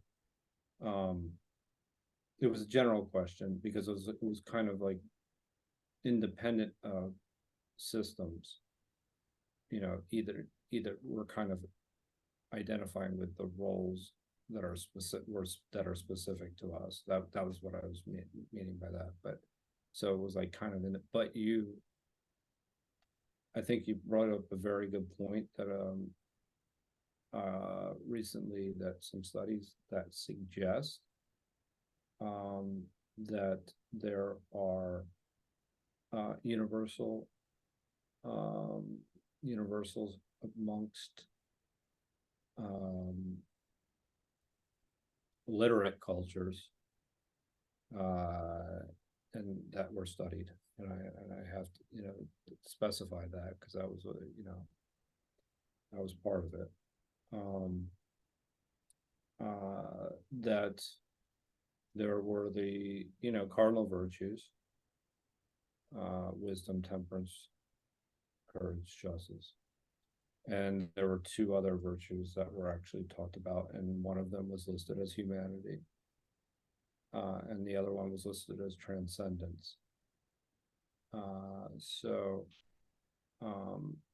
Which have not been far off of what Confucianism was assessed in that model, which is not far off than what we've been covering here. But it's an interesting study that I'll leave in the chat before we end this call. But and it's the studies themselves that you have to dig a little deeper to find some very quantitatively rigorous studies that have been done.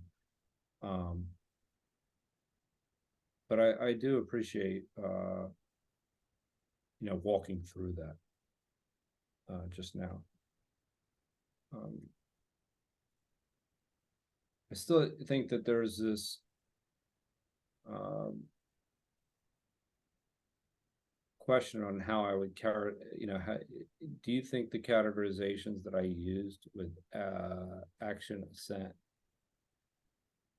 and desire work as far as capturing some of the essence of what Confucius is actually talking about? Well, I would tend to agree, because if you use another word, a synonym of desire would be motivation. And the different level of motivations depends on your epistemological development. If I use the words used by Plato, the first layer, the people of the first layer of the mind development, of the epistemological development, are motivated by food, sex. The second layer, they are motivated by ideas, by concept, by the intellect. The third layer, they are motivated by sophisticated emotions, by art, by etc. The fourth layer would be by the timeless form of beauty, meaning in practical term, in everyday life, justice. The fifth layer would be ran, meaning they would be motivated by valor and humanity. And it's not only in the ethical meaning, but it's also, when you're speaking of valor and humanity, it's also the playful exploration of reality. Okay, here we are speaking of creativity and of inventivity. And the last one is someone would be motivated by the exploration of truth, or of speaking the truth. So each layer of mind developments, of epistemological development, has its motivation and its specific design.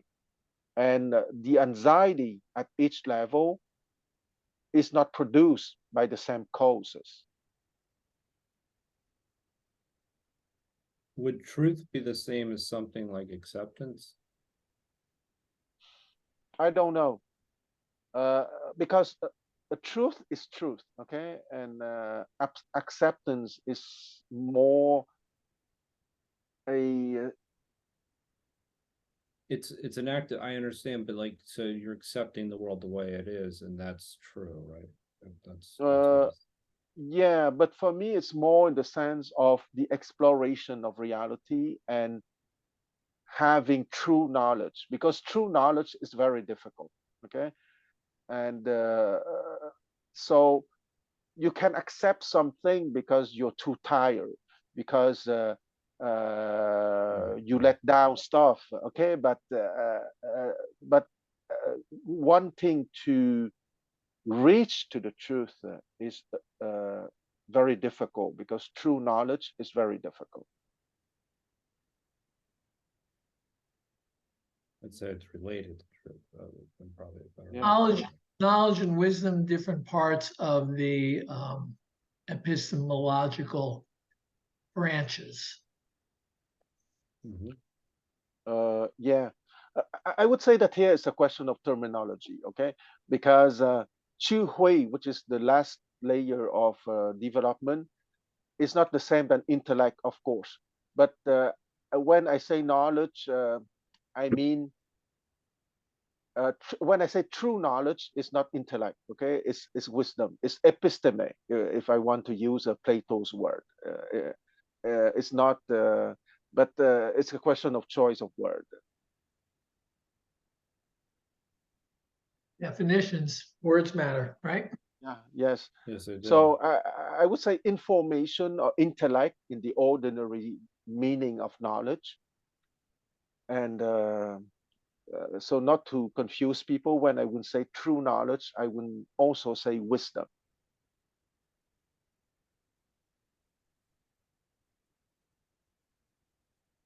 And I think I already said that, but I think it's worth repeating that. In Chinese, the level 2 of the epistemological development is called Chu, okay, intellect. And the intellect, the character for intellect pronounced Chu at the first tone is an arrow with a mouth, okay, meaning you are skillful physically and you are skillful verbally, intellectually. But Chu pronounced at the fourth tone, which is wisdom, you still have the arrow, you are skillful physically, and the mouth, you are skillful verbally and intellectually, but that you have a third component, which is the sun. Okay, so the sun of the absolute giving its light to the intellect. So it's no more intellect, it's true knowledge or wisdom.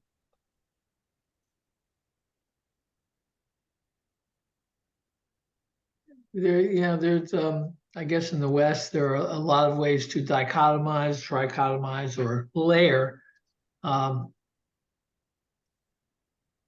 knowledge.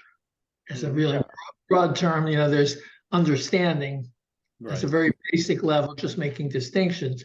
And there's reason, which compels you to go to higher and higher stages and realize that understanding is self-defeating because it's limited. And that you're engaged in these distinctions you're making, which are in some sense, therefore, ephemeral, cultural, bogus, biased. The real world is a little more complicated, and then you're entailed in a higher process. David, I like your invocation of the Kantian faculties of understanding and reason. I need my wig and the thing, and I'm looking for a filter that'll put the wig on my head. Yeah, so I look like Kant, right? I mean, I'm sure your dinner parties are just as good, but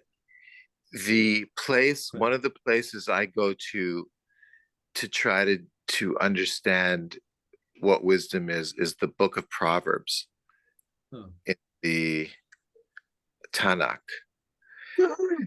And there you have this very elaborate sort of archaeology of the different aspects of what we call wisdom. And you will have wisdom distinguished from understanding, distinguished from knowledge, distinguished from insight, distinguished from foresight. And I could go on. And I think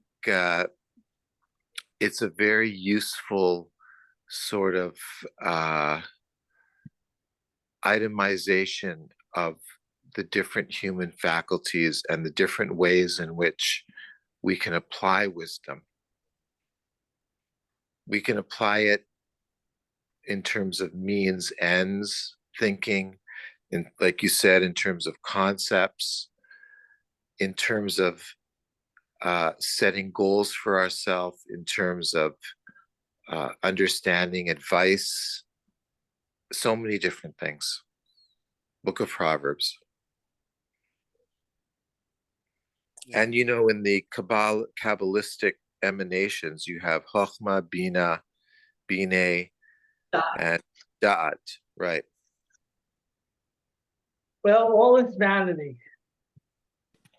Well, yes, for Ecclesiastes. Not to bring in Aman, he's not here. I had to put that pessimistic spin on the. So, this returns you back to what you're actually acting on and actually doing in the world, and enjoyment and appreciation, and to see it as a cosmos and a unity, which is, I think, Quan, an enlightenment, which is the sun shining in that pictogram. Exactly. And Wow. yeah, and if I want to go back to Plato, if you remember in the allegory of the cave, uh, it is written and discussed that you cannot really see the truth. You have to become one with the truth, with the Son of the Absolute. So here, maybe in that upper trigram or in that episteme, there is precisely that journey from that duality to a life more integrated, if you want, with if I use a Confucius word, is I can do what I want. Okay, if you remember the last line of the epistemological development, the last line 6 at 70, I can do what I want without overstepping on the universal laws.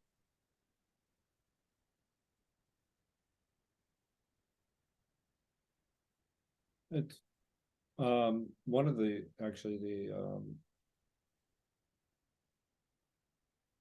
when we're talking about this knowledge hierarchy, if you will, I think there's and I'm guessing you everybody said it in the same way. There's this distinction between understanding and evaluated understanding, and that's a very important distinction to be able to make. One, you're able to determine why something occurred, but evaluated understanding allows you to change your orientation based on that why. Yeah.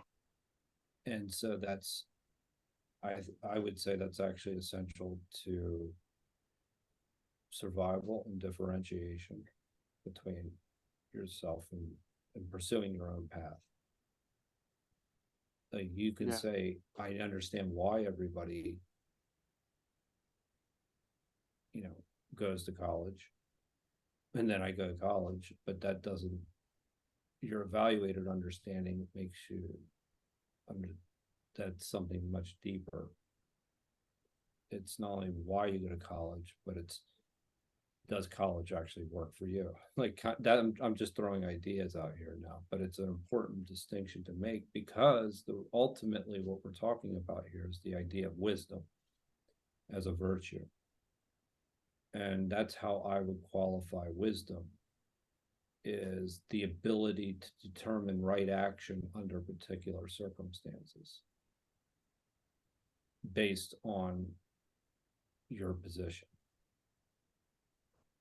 So that's why I think this idea of having this hierarchy to assess, and I think about this a lot because I often think about this in terms of the cardinal virtues.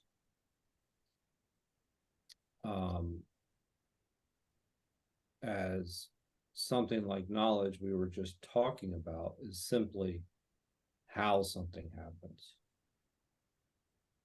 which is different than why something happens. And then being able to assess from there what is evaluating what you're evaluating your why. So I really think about this quite a bit, because I think it's a very important distinction to make.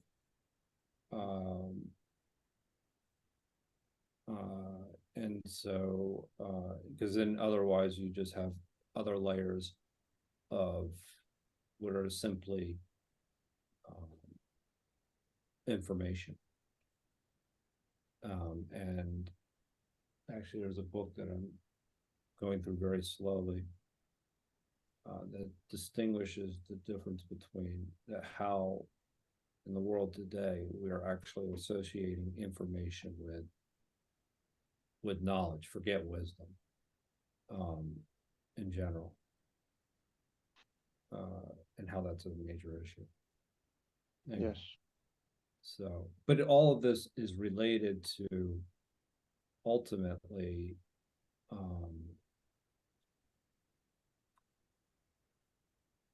virtue, and in the sense that you need to be able to determine what is wise action for yourself so that you can actually become the ideal self that you are. And then actually that brings a certain degree of tranquility, which is where we started a little bit earlier, and that then you understand why pursuing character actually makes sense in the first place. Yeah. And the why has a lot to do with what we read in 14.23, okay? Because in 14.23, the master said the Chunzi gets through to what is exalted, and the small man gets through to what is base. Right. And that famous Da in Chinese that we offer many translation. And when the why is related to wisdom, is because it is embodied in the life of someone, and that someone has to navigate precisely his life. And I would say that the epistemological development as offered by many philosophers is to offer a rough map of what can be the right direction that would save you a lot of time if you are capable to understand the why of that map. Because you can get stuff in life, to speak on a very down to earth dimension, but the gentleman will get those stuff through to what is exalted, and the small man gets through to what is base. So no one can force you to go into the epistemological development, but if you go through that epistemological development, you will probably get what you want, but and even be better in terms of a human being. So the classical distinction between what, how, and why, I think is perfect to be used as a simpler equivalent of the different maps as offered by Plato or by Confucius or by other philosophers. I agree, and actually, just to once you have that under that hierarchy, then you can start to evaluate what as you just mentioned, what the superior man versus the inferior man, their actions, how they differ. You're able to see them in the sense that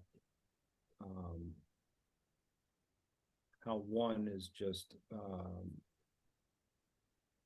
doesn't even get to the level of understanding, let alone evaluated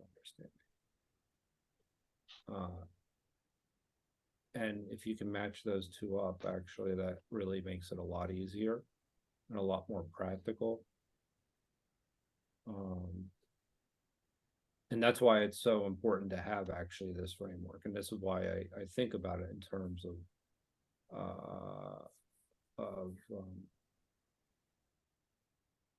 personal philosophy, is because, you know, it's not always very easy to reorient yourself in the right direction, which is evaluated understanding. Anyway, but yeah, I think that this is actually one of the more important things that we discuss, because a lot of times I ask people what wisdom actually is, and sometimes, you know, I get really kind of different answers. And in fact, interestingly enough, with just information, you know, the who, what, where, and when, if somebody's not really thinking, you could pretty much predict what's going to happen. Yeah. I mean, it unfortunately. Yeah, but I would like to say that even wisdom is a polysemic word, okay? It's a word with many layers too. Because if I say streetwise, for example, being streetwise is more the capacity to navigate your everyday life, being streetwise, but is it to be wise? You see, I'm not I'm not trolling here, but I want to say that unless you give very specific definition for each word in order to discuss, every word can be polysemic. You didn't have to bring that up at the end. Say that. So how are you defining streetwise? Well, for me, streetwise is to be skillful in your relations with people. Essentially, there are other components to being streetwise, but most of the time, at the core of being streetwise is to know if you're the right man at the right moment with the right people, and to say the right thing or to do the right thing. Okay, so it's a lot emotional intelligence and relational intelligence. Knowing the game But- and being able to play the Yeah, game on the knowing the game. I like it. but- I like it. but- Knowing the game. I I like it. I think there are elements of that yes, you can, but I wouldn't qualify this into how we've been talking about it. Only for one, a skillful person is not necessarily one that's virtuous. Oh, And that's for sure. so- That's for sure. Wh- And I would which- So Quan, streetwise doesn't mean you're virtuous, right? no, well, no. And I would even say that I have the prejudice that most streetwise yeah, people, right. most of the time, are not virtuous. Yeah, that's true. Yeah, exactly. Otherwise, you know, just look at the top of the most of the companies. You guys but- agree. You guys are agreeing here. That's really good. we're agreeing. We're agreeing, but it is an important distinction to make. I mean, we're making the distinction between a skill, which is somebody is just acting in the world, and applying it, versus actually somebody that's evaluating what their place is in the world. And that's a very important distinction to be able to make. And that's a lot of times you can get, and this is actually something that's pretty important, is that up to a certain point, you can get skilled people. Some are, you know, really exceptionally skilled. But we You can can step get- up. Oh, sorry. No, yeah, but wise is virtuous and wise are different. I But mean, well, streetwise, because once again, I don't want to be trolling. Streetwise is not the same than wise. Okay, because how can I say it? We can step up the game. Okay, because as I said, I have the prejudice that most streetwise people are not virtuous or are not wise. But why should? But maybe we should try to strive toward a human civilizations with streetwise people who are at the same time wise. And I think if you draw the telescope back and back and you get a broader and broader frame, streetwise to countrywise to universally wise, you've gone all the way to wisdom. I don't know that knowledge works that way. Knowing more and more specific details doesn't give you the guidance and direction of, what should I do that's really worthwhile? So the knowledge and the wisdom are really different. Streetwise, you're right, can be seen in the narrow sense, in the skill way, but really knowing what to do at the heart of it is something. Wisdom is different from streetwise in that way. We don't look at streetwise as entailing the virtue. Yeah. And ultimately, the wise person can be streetwise too. Okay, you don't have to be clumsy. Right.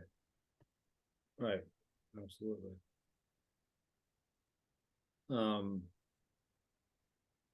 That's a really important distinction. That's definitely my takeaway for this evening. I mean, as much as actually, I mean, there's a couple of takeaways. I mean, it would be interesting to go.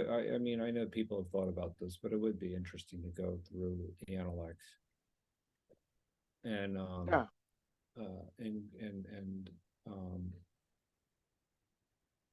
Well, and I trying think to that see how it fits into the framework that I was talking about. I would say that Immanuel Kant precisely gave a outstanding map of the intellect with the distinction of the categories of the mind, and precisely with the distinction of understanding and reason, which are more of the upper trigram, if I want to use Chinese lexicon, and the category of the minds, which are inbuilt, which are more of the intellect. Okay, and the best, what is at the center of the intellect anyway, is language. Right. Articulated language. And articulated language is something who has been given to us because we have a human brain. Okay, we have the Broca area and the Wernicke area in our brain, which are not present in dogs or in fish. And because of those specialized areas of our brain, we are capable to speak an articulated language at the condition, of course, that we have been exposed to a community of people speaking a language, meaning that the fact having a human brain is not enough. That human brain has to be exposed to a community of people speaking a specific articulated language, of course. And that's the intellect, essentially, the categories of the mind.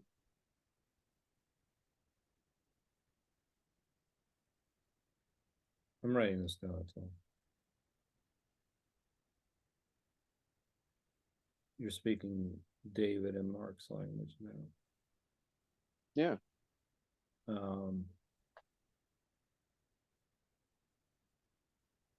Yeah, I mean, actually, I'm gonna write a little bit about streetwise.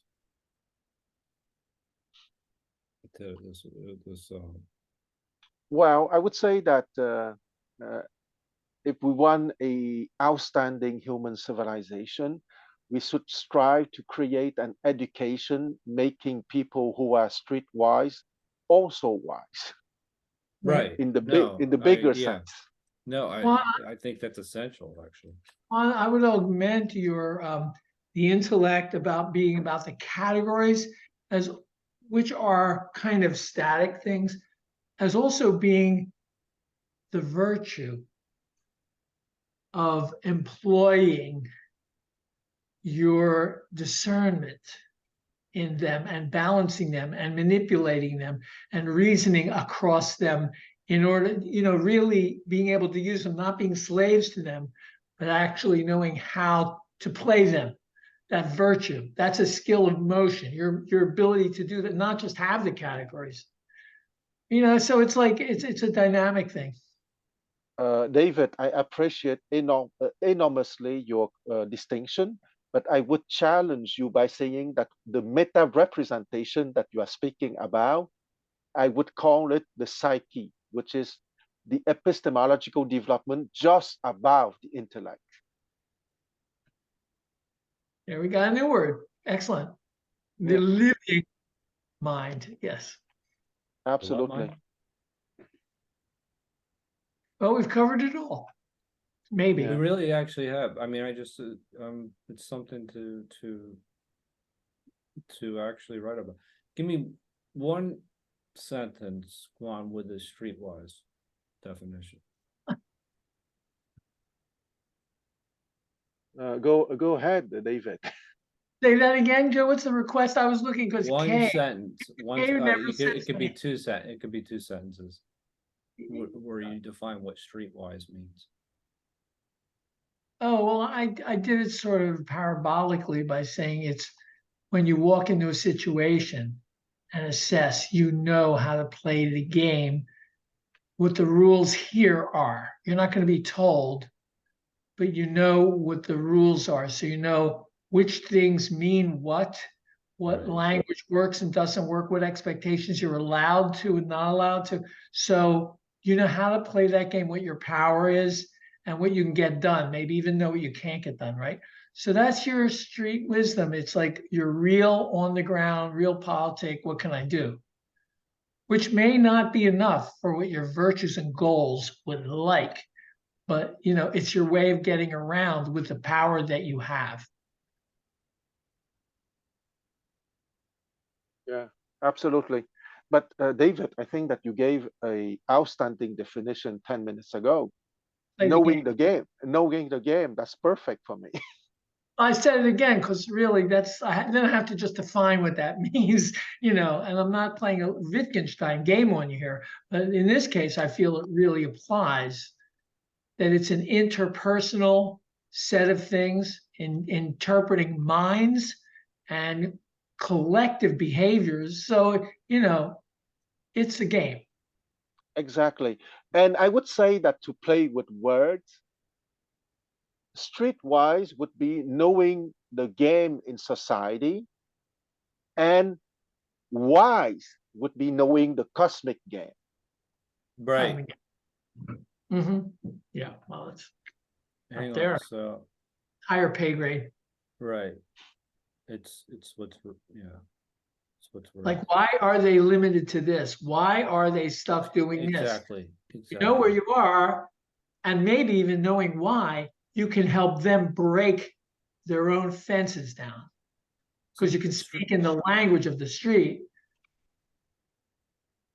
So streetwise is limited to the circumstance. Pretty much.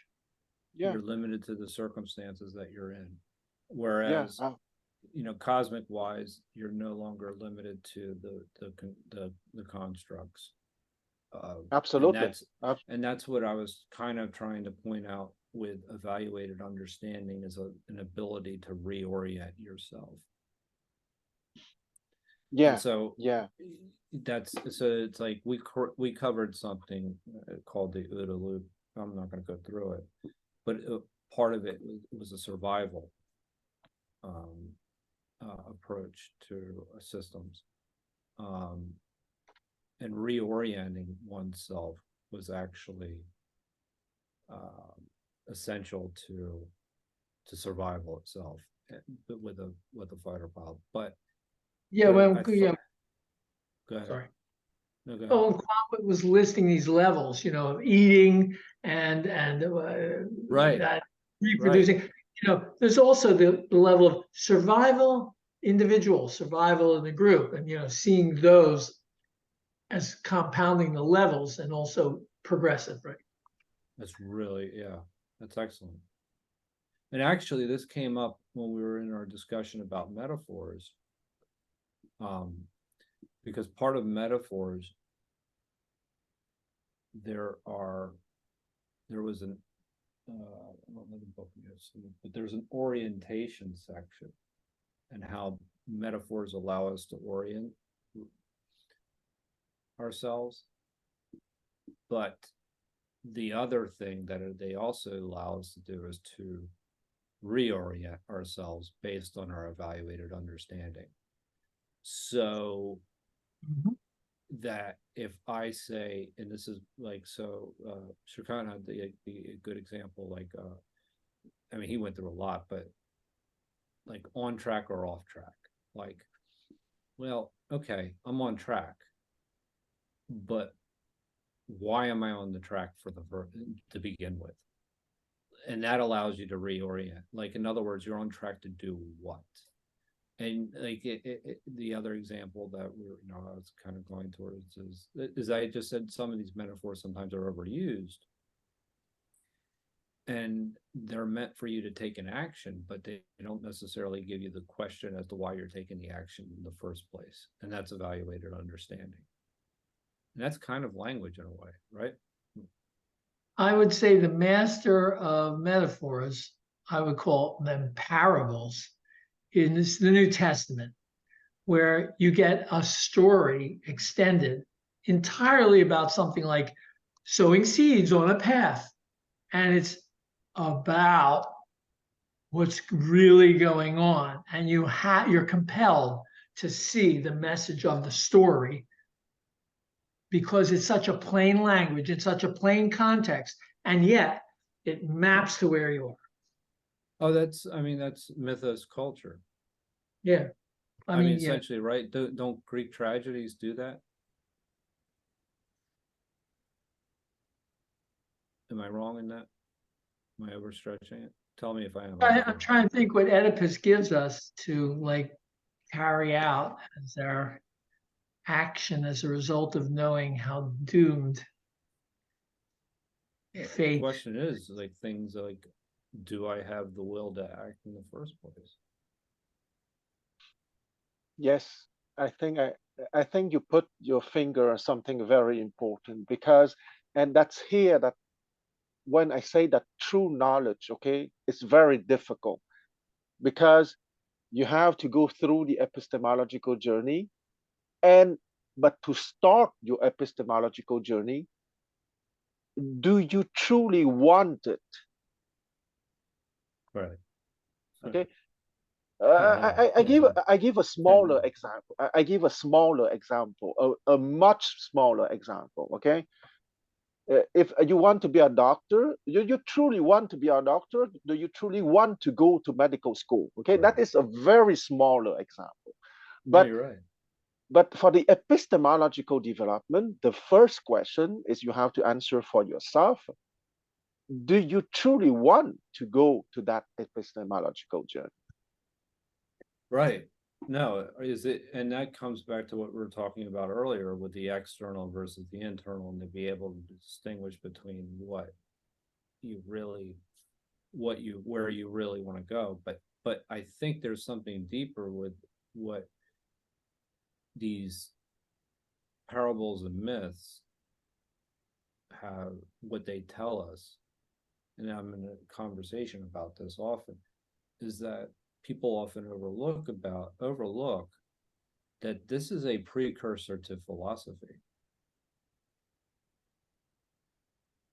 Absolutely. I don't know what this is. I'm giving myself a thumbs up by moving my hand. But it's like, but that these then give us the ability to understand, like, reality better, and people don't necessarily give myth its just due, in my opinion, because myth can turn into something harmful as well. But anyway, but once again, a myth is a story, okay, and the understanding of a story, of a metaphor, or of a parable depends, once again, and it's like a loop, a circle, on the epistemological development of the person reading the myth, the parable, or the metaphor. right, that's absolutely right.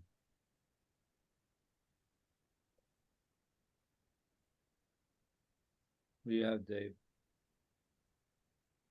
I'm just thinking whether there are,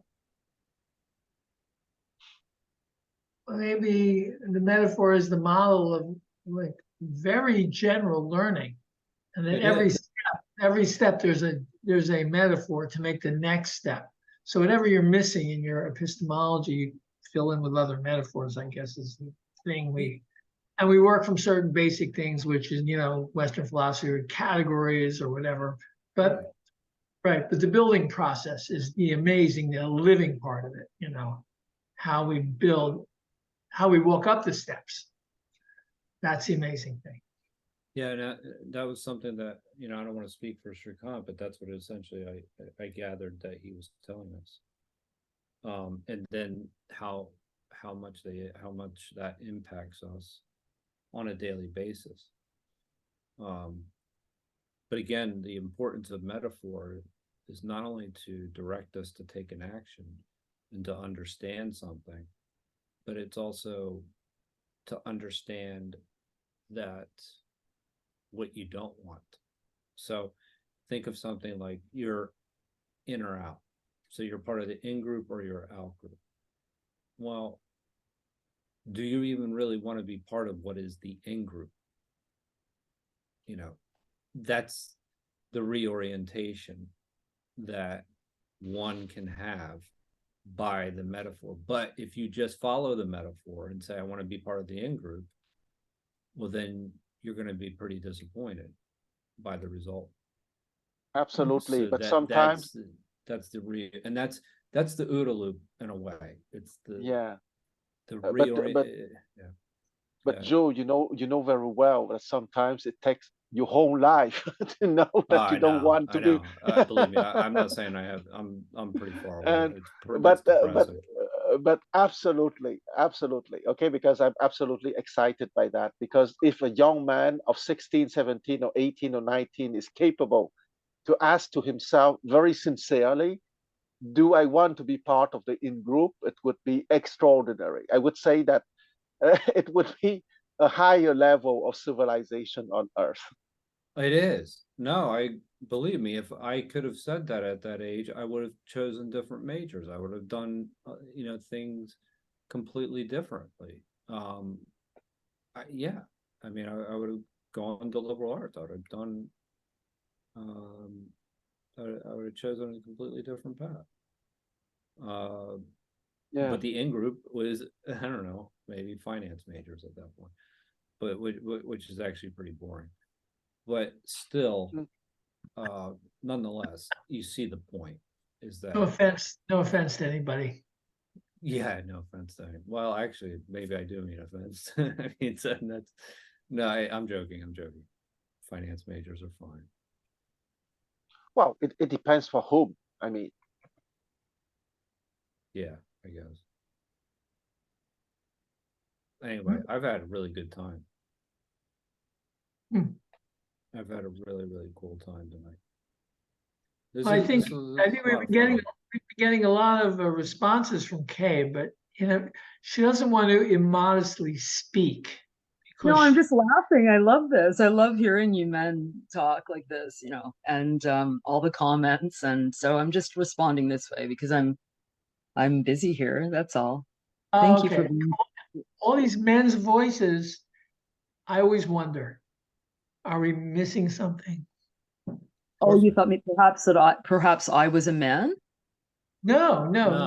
We only hear men's voices for 95%, and certainly all the leaders. And as intellectuals they are, and able to use their psyches to negate our limitations, it's also hard to see outside the fences that we're built to walk through. Anyway, so hope people talk. That's all. Joe's great. Quan, everybody, Mark, great stuff. Guys, thanks for hanging out. I Thank you all. Appreciate it. Thanks for leading. I really do appreciate the time. Yeah, absolutely. I had a good time. Especially discussion. I'm gonna bring up Streetwise somehow next week. Yeah, absolutely. So, yeah, Streetwise Streetwise and Cosmic Wise. Well, yeah, I mean, Cosmic Wise is always in play. The Streetwise involves not being too naive. Yeah, it does. Absolutely. That's absolutely right. There is no naivete, right? Well, sometimes we can be very naive, even if we think that we are not naive. It depends with whom you are interacting with. Right. Thanks, guys and gals. Buenas noches, baby. Bye-bye, you. everyone. See Bye, you next Victor. Tuesday. See you Bye-bye. next Tuesday. I'll see you Saturday. Thanks, Victor, too. Bye.